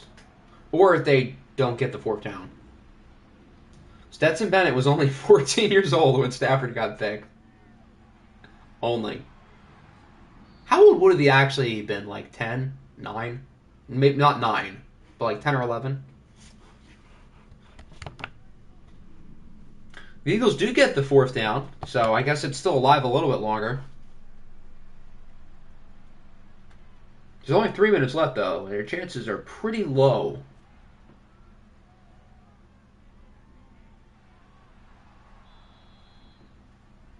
Stetson was not legit 14 years old. Be quiet.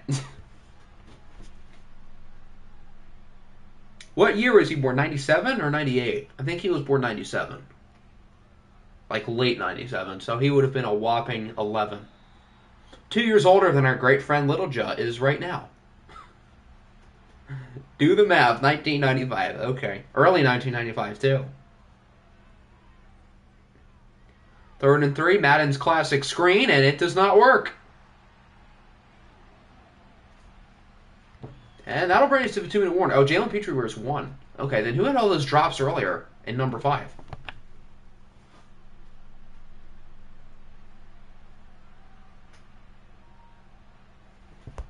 No, he was actually born in 97.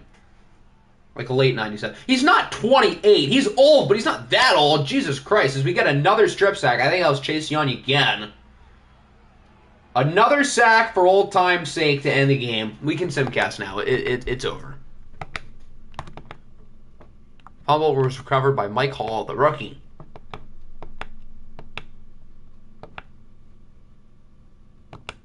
Okay, the Eagles do get the ball back. We can keep simcasting, though. Oh, now they're moving! Do they get the 2? Okay, just get the onside. Thank God. Okay. That could have been bad. But the Bengals hold on. 26-18.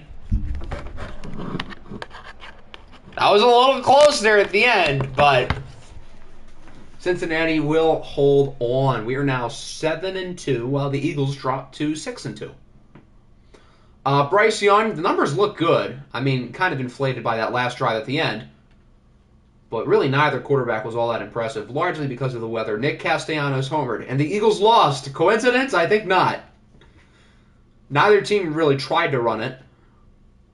Amon-Ra, Brock Bowers, Zayden Sparks stood out in the receiving game. Jameson Williams made some nice plays too. Zion Johnson's hurt. Awesome. And obviously there were a whole lot of sacks. 3 for Chase Young, 2 for Josh Allen. Kenneth Murray had 1. Sheldon Rankins had the other. And the fumble force was, both of them were by Chase Young, and then Hall and Allen, the recoveries. Allen obviously had the scoop and score. So now it is sim time.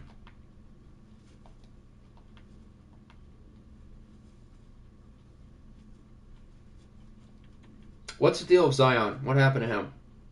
Oh, Colton Miller got hurt too. Amazing. Although he's only going to miss... He's not going to miss any games because we have our bye, and then he'll come back in week 11. Oh, so he's not going to miss any time. Perfect. That's very good. All right, into week number 10. The Bills get back on the win column. They beat the Niners 42-13.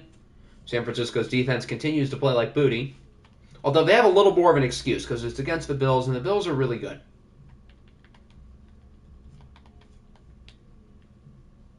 Will Anderson with a big stream today. Didn't he? He had, what, 3 sacks in the first game? The Denver Broncos had a bye week. Chargers lost. We know that. The Colts stink. We know that. The Commies lose to the Golden Eagles in a wild card game rematch in overtime, and it looks like it went a while in overtime. Stetson Bennett was very good. Mac Jones was fine. Chris Olave, 150. 2 sacks for Aaron Donald. Max Crosby only 1 after he had 6 last year in the playoff game. The Cougars lose to the Steamers. Nice episode, or nice stream for Memphis. The Deshaun Watson era is off to a solid start, although he wasn't all that good today in the second game. But Steamers are off to a good start with the woman respecter.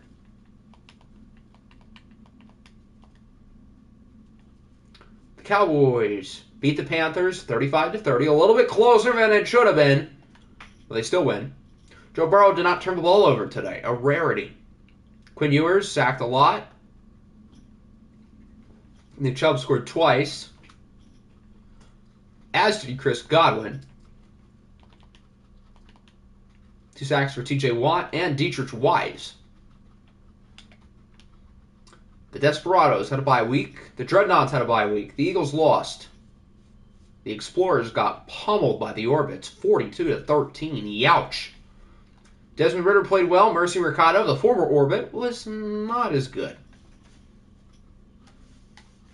So the Orbits are starting to play a little bit better after their slow start, but they've still got a ways to go. 3 sacks for Devontae Wyatt. The Niners lost. The Golden Eagles won. The Jets lose competitively to the Rams. The Jets are playing better. Give them credit. Drake May with another good game. Dak Prescott was also good.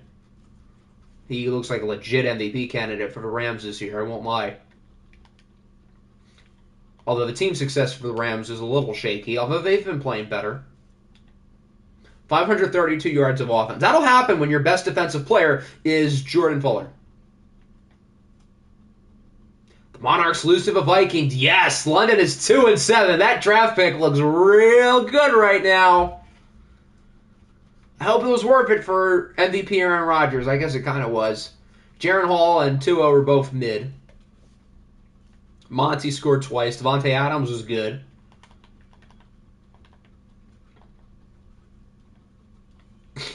The Nighthawks had a bye week. Wow, they went undefeated today. 1-0. The Oilers take care of business against Portland, 35-7. Isaiah Thomas was good. Dakota Jones was not so good.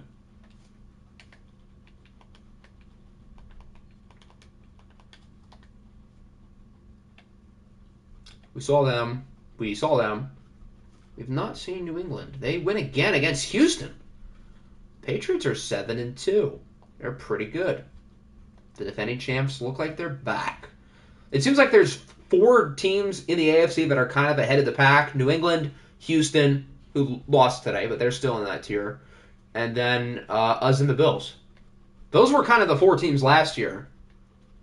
And it seems like they're really good again. And then whatever the hell is going on in the AFC West.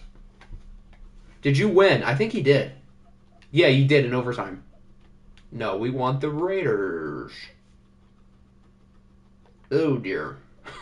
They get pummeled by Seattle. Not a great game from Hector Estrada V. Patrick Mahomes, on the other hand, did play quite well. The NFC has Seattle, Mexico, the Eagles, the Cowboys, and that's it. I'm not ready to call Detroit elite. But I'll say the other 4 are. What are the Rams' record? They are 2, 3. They're 5-3. I don't know if I'd say elite, but I'd say the Rams are like the first out. Look at the Ravens. They've won 3 in a row. They're playing some good football. They're 6-2. What the hell? Wait, no, they're 5-3. I can't read. 5-3 is still pretty good though. So maybe Baltimore is actually going to give us some run for our money in this division. I'm still not really buying it yet, but. Did we beat Baltimore once or twice? I know we already played them at least once. Okay, we beat them twice. Good. So we'll have the tiebreaker. Seattle won. The Snowhawks stink. The Steelers won. The Steelers lost. The Texans lost. Titans won. Vikings won. Cool.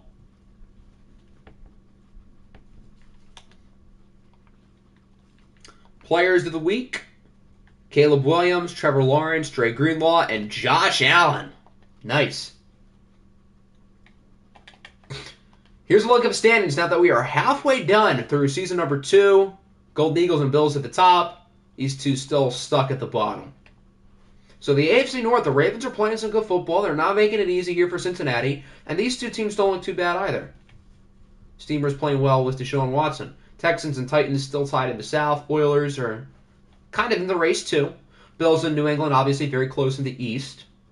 And then the West, the Broncos have the slight edge with the Raiders and the Chargers, who are both still in the race. Detroit leads the North. It's a two-way race with them in Minnesota. The Golden Eagles comfortably lead the South with the Desperados' hot start cooling off quickly. Dallas half a game ahead of the Eagles in the East. And Seattle is 2 ahead of the Rams in the West.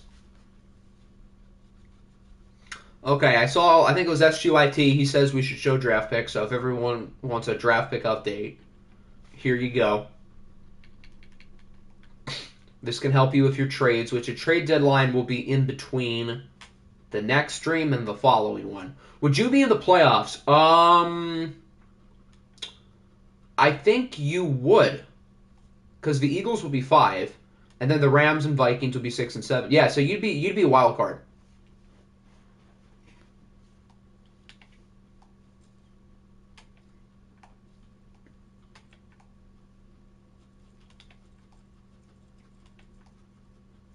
The playoff picture doesn't open until week 13, which is a few streams away.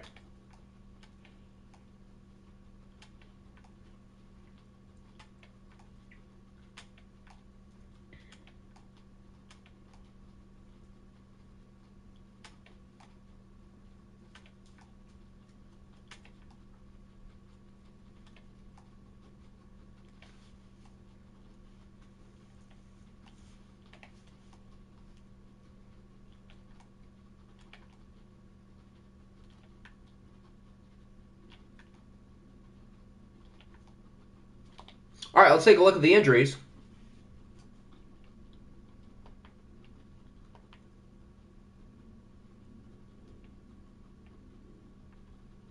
Jamal Williams hurt for the Broncos.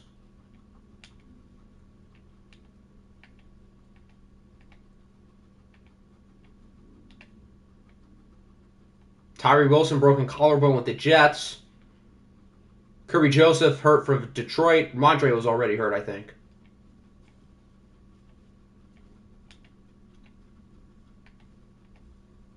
Miles Sanders torn labrum. I feel like that's new. Hunter Renfrow, that's definitely new. Deron Payne is definitely new. And Romeo Okwara. And there you go. I'm seeing everybody's putting their stats in. We're not going to do stats today because I have to finish the next up episode. So I want to make sure I have enough time to do that. But we can go through the awards real quick again. And then we're going to do stats like normal after the next stream. So here's week 10. Are any of these games good? This game isn't bad. I'd be intrigued to watch Memphis. Obviously, this game is quite good.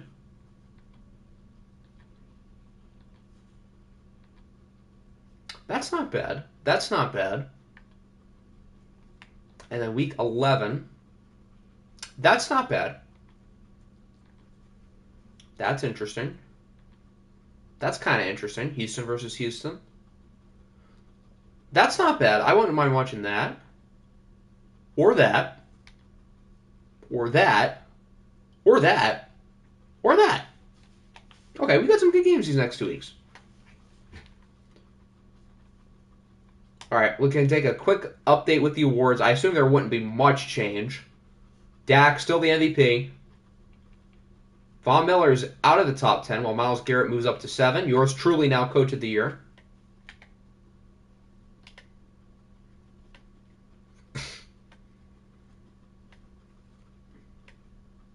We can do the league leaders real quick. That's fine. And then Lynn Bowden for Dallas. Caleb Williams now the Offensive Rookie of the Year, as he should be.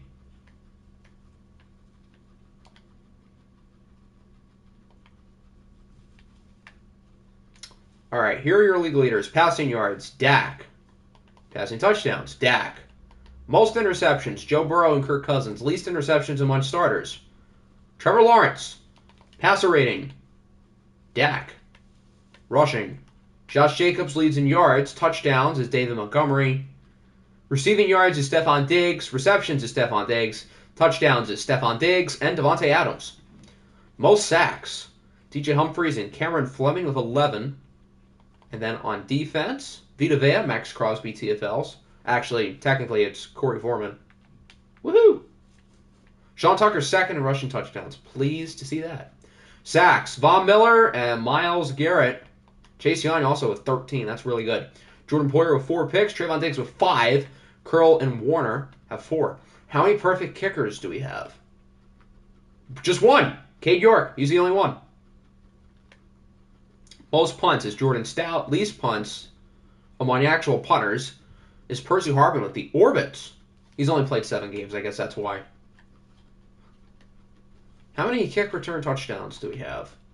Jalen Virgil, Cookie Carlisle, and Tyreek Hill is a punt return.